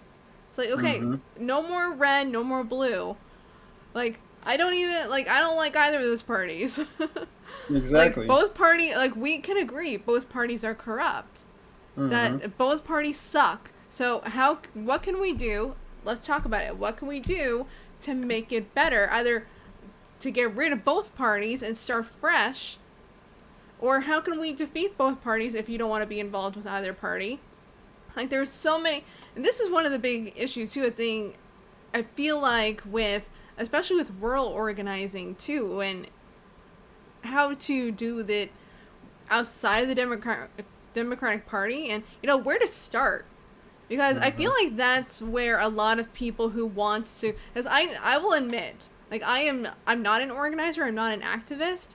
I Those are things that I am interested in, but I've it's been very difficult for me to get involved because one, I've felt very scared of getting involved in that kind of thing in a rural Trump district, but also it's just like I don't even know where the hell to start. Hmm. And I think that's something that a lot of people don't know about organizing, is how even to get involved, how to get started, how to start talking to people, because it is kind of, there is a barrier of entry there. Like, even in Hmm. my own local Democratic Party, I went to a couple of meetings before I moved to Gainesville, Hmm. and like I said to them, I was like, okay, I see the Republican Party out at these local events all the time, whether it's a local car show, whether it's a local fair, they have a tent and they have their signs, and I see them walking around everywhere talking to people. Where the fuck are you? Where are you? I don't see you anywhere. Like, that's why people think this is a conservative district, is we don't see you guys anywhere. Where are you? And I feel like that's the barrier of entry is, okay, where the hell do we even begin? Well, I think if you want to start really micro, I mean, just go to a rural bar. Go to a rural bar, start talking to people, because one of the things that's very interesting is they're very friendly. If you're not talking about politics, just start talking to them like regular people. Don't even talk about parties. Don't talk about politics. Start having conversations with them. They'll love you. They're like extremely nice. And then maybe down the road you can reveal your political affiliations, but they'll be like open up to you. They'll have a drink with you. They'll talk to you for hours. Like, start super micro, and then like when you kind of got them on your side, maybe you can reveal more of that stuff. But I think once you institute politics, people turn their blinders off really quick. And I think if you go in there and start, start real low level, just talking like regular people, neighbor to neighbor, they have a different perspective on life. They have a different perspective on you, because you didn't bring in the most dividing thing that we have in this country is politics. So like you have to start really micro, but on like an organizational level, when it comes to like the Democratic Party, I think one of the things that you have to start doing is, first, you have to change the perspectives within the Democratic Party that you can speak to these people. And you have to be willing to go out there and, canvass the areas. It's tough because like they got dogs and pets and stuff like that. So like, I don't know. Bring my own dog. We have a... I'll bring my dog, and they can have a little play date while we talk. Exactly. You got to be a little bit worried about that. But first, you got to change the perspectives that you can speak with these people. But then you have to start small. So one of the organizing tactics that we learned is that you start local house parties. So you don't start from the bottom. You don't start trying to make cold calls, because they're going to hang up on you. Maybe that rural person you have a connection with, maybe they're a Democrat and they have friends in that rural county. And then they're going to invite people to the house party because, hey, that's my neighbor. I like this person. I'll come to a house party. Let's go have a conversation about stuff. We're not talking about Democratic or Republican Party. We're just talking about issues. So you shouldn't never start like a cold call or randomly knocking on a conservative's door. Hey, I'm a Democrat. I'm from the Democratic Party. What is it? No, you're going to get the door shut in your face, and you're probably going to get called a bad name. But you have to start in a very different way than what people are expecting. Maybe go to a local bar, just have a conversation with somebody. Have those house parties where they can invite people from their local area and their neighborhoods and invite them to their house party. It's a little bit more intimate. It's not so structural. And get to know these people. You can't start the traditional way. And as soon as you start trying to think of it as a traditional way, you've lost the battle before you even begun. So I think you have to change the way you approach organizing, and it's tough. It like everything else with organizing, everything else with politics, it's tough. It's not going to be easy, but I think it's a better approach than knocking on the door and getting the door slammed in your face, or having them sick their conservative dog on you or something like that. Right, absolutely. So real quick, thank you to Kami John for the super chat. Andre Walton. Andre Walton is the real deal. Love you, comrade.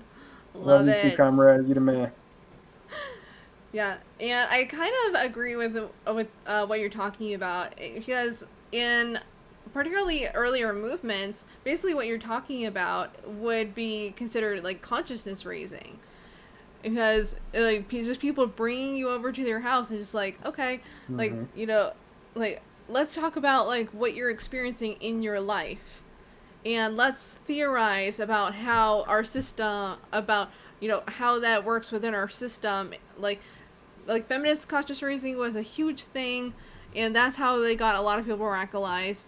Like the civil rights movement as well. It's like you bring people in by saying like, okay, let's talk about your real life experiences and what it is that you're going through. And when you meet people where they are, you can start saying like, okay, well, I hear what you're saying, and, all of us have such similar experiences, maybe there's something here that it's not about you, maybe it's not about you, it's not our fault, but it's about the system. So how can we fix the system to fix these problems that we're all experiencing? And that's what consciousness raising is. And I feel like consciousness raising is such a big part of organizing, that we have to be raising people's consciousness of what exactly it is that they are experiencing. Because they might think, oh no, this is just a me problem. This is something that I'm dealing with. Like, no, a lot of people are dealing with the same thing. And we have to be willing to talk about the fact that we're all dealing with such similar problems. Be able to say, oh, you know what? Actually, this might be a systemic issue. Exactly. And that goes back to what I was saying earlier. It's the top versus bottom. You can't see thy neighbor as thy enemy because that person's not oppressing you. It's somebody at the top. It's somebody with power. If you learn how to direct the anger at the right source of oppression, then you're getting somewhere. But if you continue to be like, nah, you're the problem, and you're the problem because you don't want abortion, I want abortion, then I'm like, nah, this conversation's over. Right. Or instead of saying like, okay, well, you oppose abortion, what are some ways that we can mitigate to stop abortion rather than making abortion illegal, because that doesn't work. It's been proven not to work. So what are some ways that we can mitigate abortion? Well, like, I think coming from that like kind of conversation doesn't work either because they don't care. Okay. I think coming from what we talked about earlier, life experiences. Okay, for example, like I knew a lot of well, I didn't know them personally, but I knew about a lot of women in Milwaukee that had to have an abortion, and there was for different reasons because. Okay, do you really want a child born onto this earth that you can't take care of? I mean, you're in high school, you don't have a job, your parents might not have the income to support that extra child. And you would be bringing that person, that newborn child, into a life that you can't support. So. But Andre, why not just put the child up for adoption? I know, but that's a moral thing too. Like, what if that person goes into a worse situation? And I know this from personal experience. I had a brother who was in foster care, and he went through some very extremely tough things. I mean, those foster cares aren't the all end all be all, and they're not always a good place to have children, because maybe in a lot of situations you might have foster people who adopt children just so they can get the adoption checks, which is a scheme, or they do it because they have other selfish reasons, but that doesn't mean they're going to be in the perfect house home or having the care that they should. So I think that's not even the best solution. Like, and I think it's actually making things worse because you're giving a child up and then they have to live with the life experiences of not knowing their real parents for the rest of their life. And even if they do know their real parent, they're going to have a whole feel in their heart about why didn't this X, Y, and Z person take care of me? Why didn't they want me?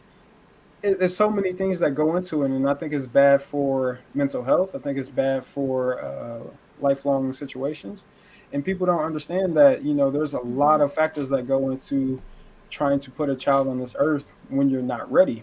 So I think you have to talk about it from life experiences and get people to understand why these things are done. Because like most people, I think like 99%, even if they're pro-abortion, wouldn't even have abortion. It's a very small percentage of people who have abortions, and usually it's because they have to, because they're afraid that this child's life is going to be worse off. I mean, I don't know. Maybe there's a few people out there who have like multiple abortions, but maybe it's only once in a lifetime situation, and they had to think about that decision extremely hard. I mean, I know some people who are barely making rent, and they're deciding like how they're going to feed the child, how they're going to get diapers, how they're going to get childcare when they're at work. So there's so many factors that go into there, and a lot of us might not even have like grandparents to help us out with this. So like you got to think about it it's most of the time from my perspective, it's an economic point of view. It's from the moral. Most people morally would not want to do that, but the economic situation is bad, but that's why we need $15 minimum wage, jobs Mm-hmm. guarantee. We need universal health care. So that's why, left wing positions and left wing policies would help that situation. So instead of talking about abortion, how about we talk about things that prevent Right. abortion? Because we do know people with better income statuses have less abortions because they're not worried about the economic situation of that. So, of course, you can talk about the life Mm-hmm. experiences and then ease into the solutions. Yeah, absolutely. I agree with that. And uh, yes, thanks to Andre for joining the show. I appreciate it. And so make sure that you're following Andre online. So he is Andre underscore Walton 56 on Twitter. So definitely make sure that you're following him. So tell me a little bit more about what you're doing in Sheboygan, because you are running for city council and you Hmm. guys have done a lot of work there. Yeah, so I'm doing a lot of things right now. I got a lot on my plate. So I was just recently promoted to executive director of our Wisconsin Revolution. So I'm putting in a lot of work, trying to hire staff, trying to rebuild the organization, the local chapters. So we're trying to basically, when we really get the ball rolling, we're going to actually build chapters up. And what the long term goal is to run homegrown candidates that are actually left wing candidates, give them the resources they need to run a campaign, the sources and education to run a campaign. But we also want to be kind of that left wing staple of Wisconsin. Like we call out all politicians. I don't care if you're left wing, right wing, conservative, Democrat in office. We want to be holding all feet to the fire. So I mean, a lot of people get a little bit mad when you're calling out, left wing Democrats or Democrats in general, but we don't care. I think we have to be true to the position of holding all accountable. So that's one of the things we're going to be doing with our Wisconsin Revolution. But on a local level here in Sheboygan, um, it's really exciting what's going on. So we actually just elected a mayor. He's 27. We're literally the same age, and he beat a two-term Republican. And like I said, he's advocating for affordable housing, marijuana, reducing marijuana charges here in Sheboygan, fixing our roads, which have been declining and neglected for a long time. So here we basically have run a slate of like left wing people. And I think there's only maybe like 3 or 4 conservatives on the city council now, and I'm challenging one of them in my district. So we've already started the conversation. I've got a little kitchen cabinet going. We're starting the basis. But the thing that's going to be really nice about my election is we're trying a different approach. So we have a lot of apartments in my district, and they get no political attention. So what I'm Mm. doing is I'm reaching out to the apartments and reaching out to the young and low income people to get them out to vote and show them that what the city council can do for them and what the impact it has on them and get them excited about voting. So I'm going to have a lot of young people involved in this campaign, but also I'm going to talk to a lot of the working class people here because in my district there isn't a lot of rich people. This is kind of the low income area. There is middle class people, but not a lot of rich people. So I'm going to reach out to them and talk about what working class things we can do to help them out substantially. So like we're running a different type of campaign. The guy I'm running against, he's like a 15-year incumbent, but he doesn't do anything. So we're going to give him a serious challenge. He hasn't had a serious challenge and probably since its early days of election. But we plan on knocking every door in the district minimum 3 times. We're going to be going to all type of. We're going to be hosting house party events. We're going to be knocking on. I already said knocking on doors, but we're going to have a social media presence. It's going to be a very 21st century type of campaign, and I'm really excited about that because um, right now I would say the city council doesn't have a true left wing type of socialist type of person on the council. So I'm going to really push that council much farther to the left than what it is now. So I'm really excited about it. I think we can do some real work here in Sheboygan. And Sheboygan is a very changing city. It has voted Democratic in the last few elections. My district in particular, in the recent election for our current mayor, for the first time in a long time, he won both wards. And I'm supposedly the conservative district.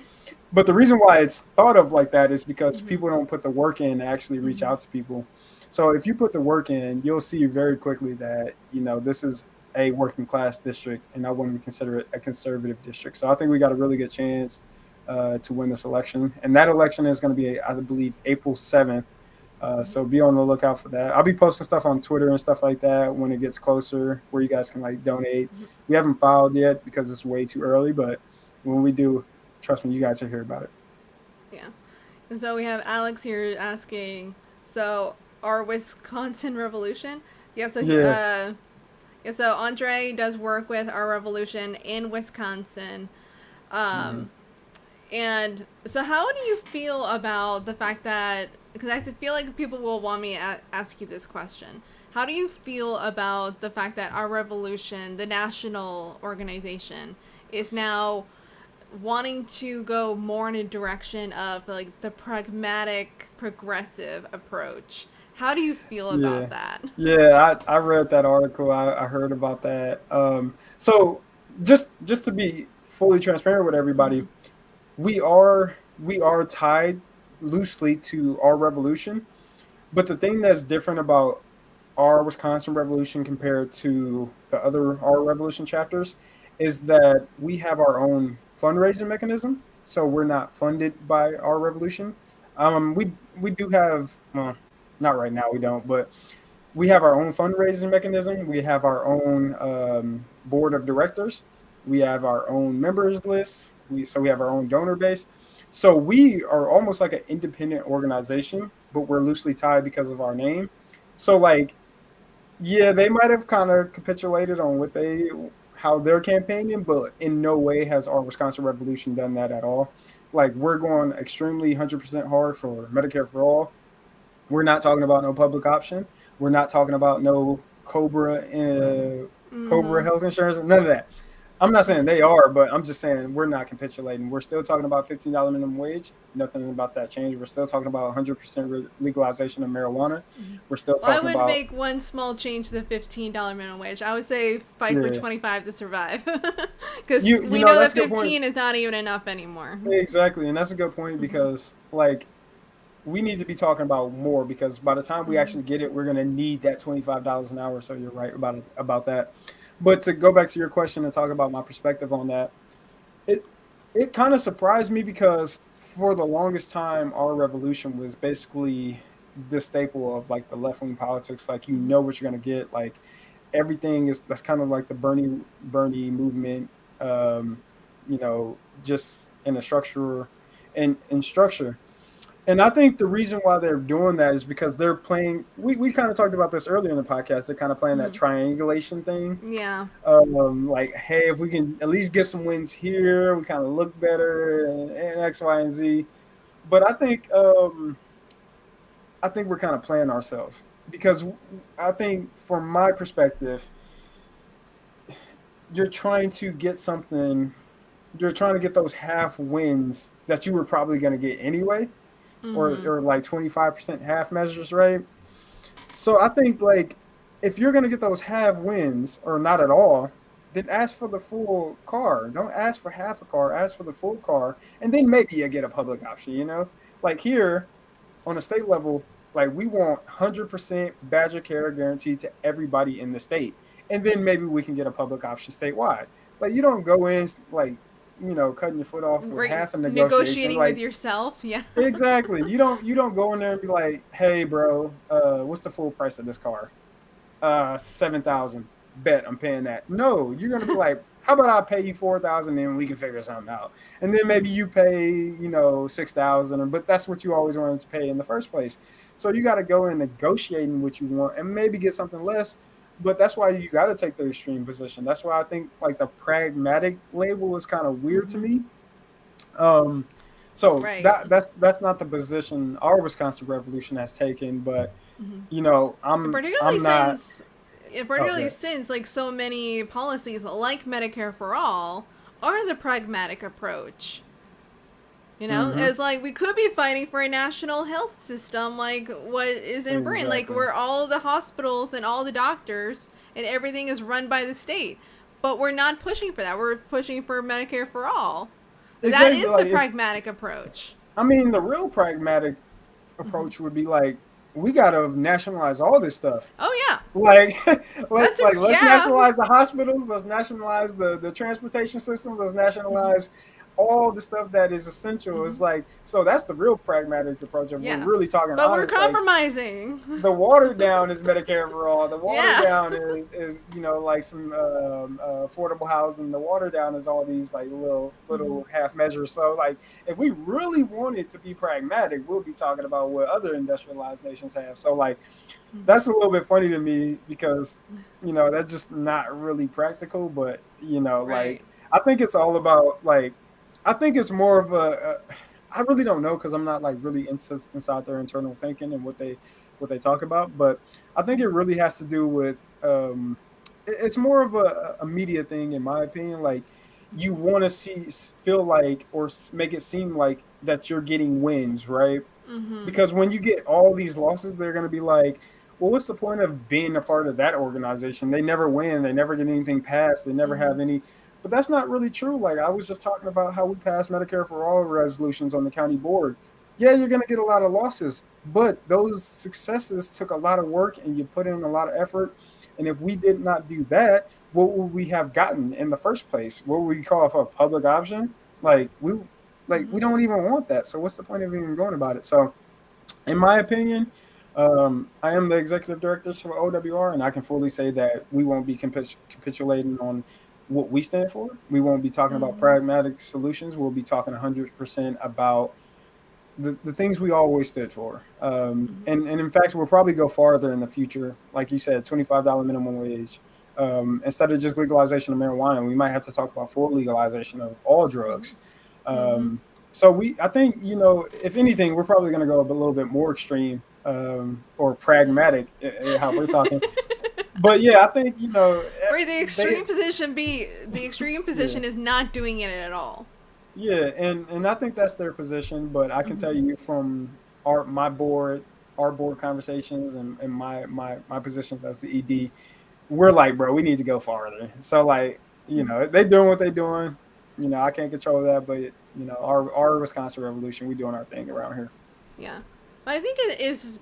I think we've seen this not only with just our revolution, but like organizations like the DSA, like where the national organization is much Hmm. more conservative than the actual chapters in local areas. Where there's a lot of good work that's happening in local areas through the DSA and through our revolution, but Hmm. the national organizations, they're so in bed now with like the DNC, um, that they're so in bed with all of that that the national organizations are saying, oh, you know what, no, we need to take the more pragmatic approach. Oh, we have to do things in order to win. So I definitely agree that it's more Hmm. about like the media. It's not like, no, we have to get some wins, guys. Like, but it's Hmm. like I completely see where you're coming from, that really that's not all that pragmatic.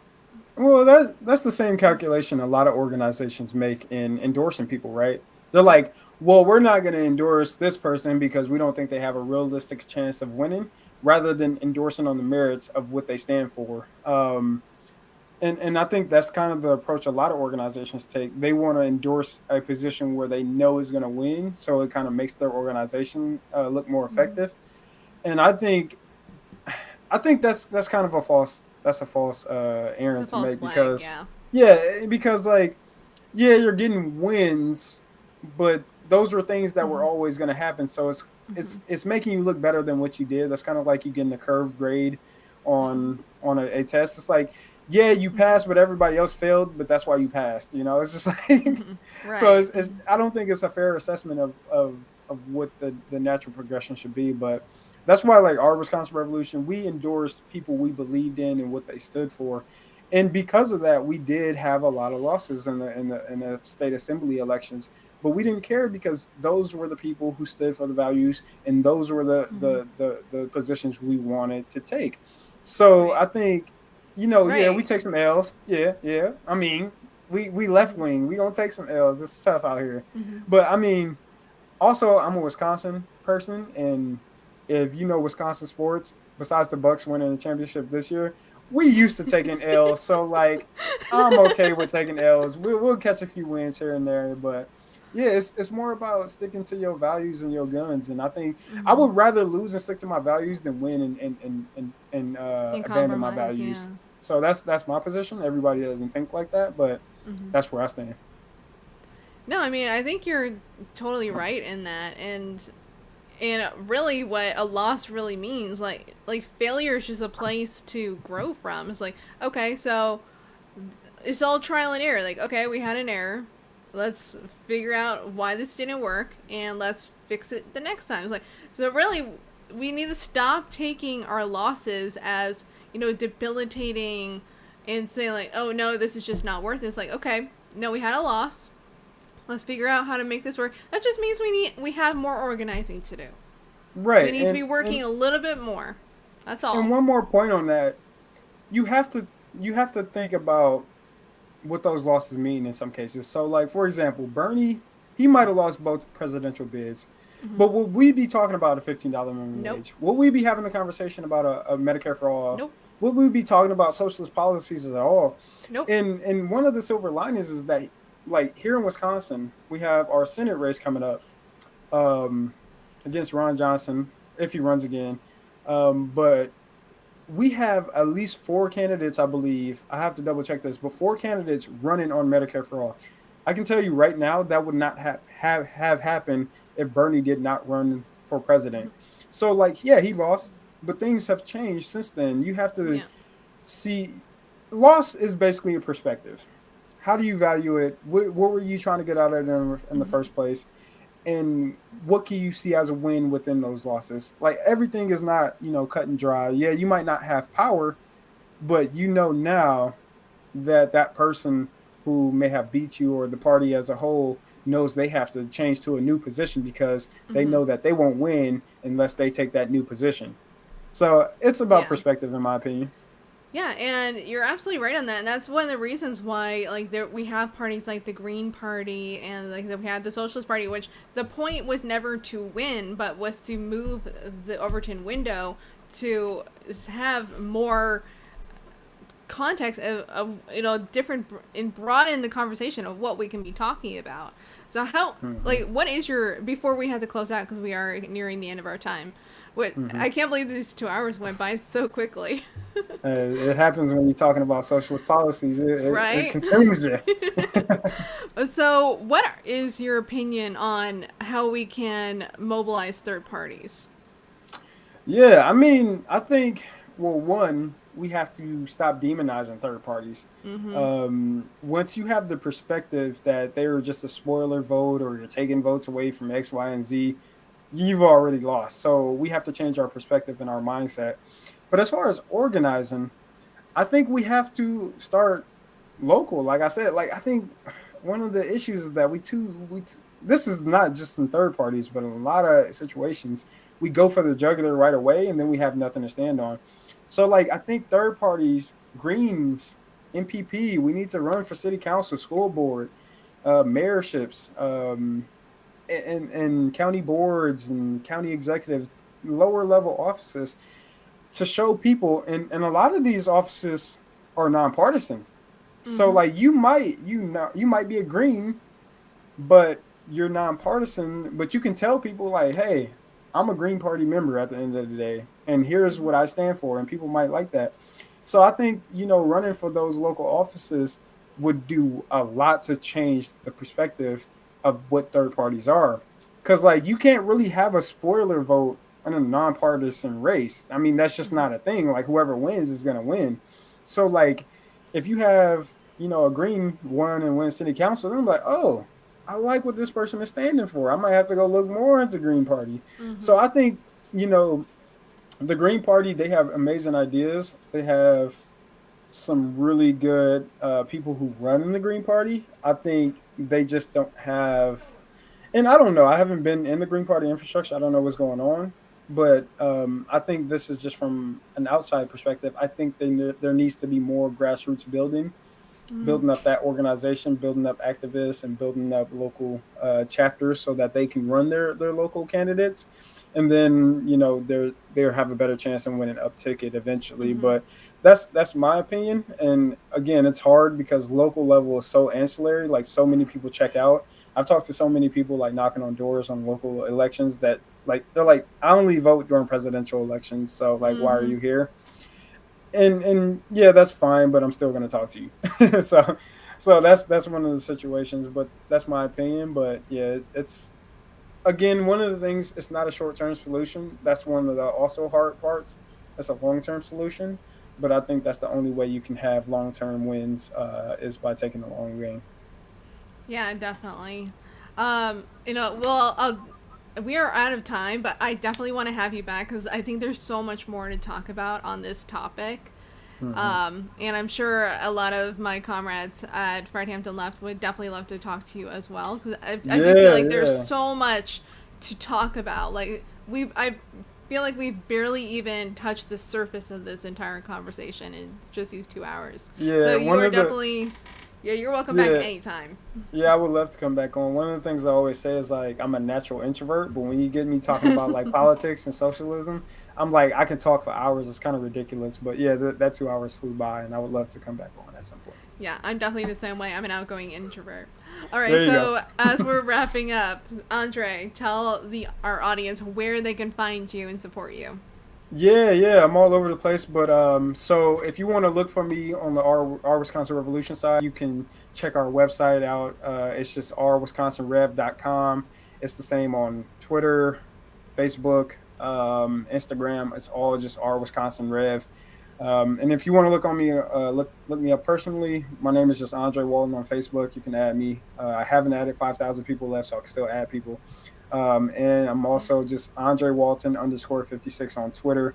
I don't have an Instagram, but yeah, if you want to follow me on Twitter or add me on Facebook, those are my names. So yeah, definitely come hang with me. Come talk socialist policies.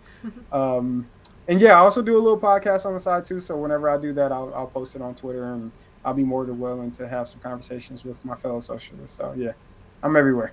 Yeah, so I guess you're addressing this one. Like, does Andre have his own show? Yeah. Had to do a little shout out. Just check him out on Twitter. Check him out on Twitter, you'll find it there. Yeah, you'll find all that stuff. I post it. You see? Even Carne Verde saying, like, have Andre on as a regular. Yeah. Like, he will be back. I think there's so much more to talk about here. All right, so 100%. Real quick as we're wrapping up, so this has been the Killjoy Guide. Make sure to support the show on Ko-fi. Go to Fredhampton Leftist, check out our merch. Check us on Patreon. Thank you to everyone who's watching at Rockfin. We love you guys, and thank you so much for the support. So definitely check out Ko-fi, Patreon, all the places where you can support the show. Definitely check out all that in the description below, and also at Fredhampton Left.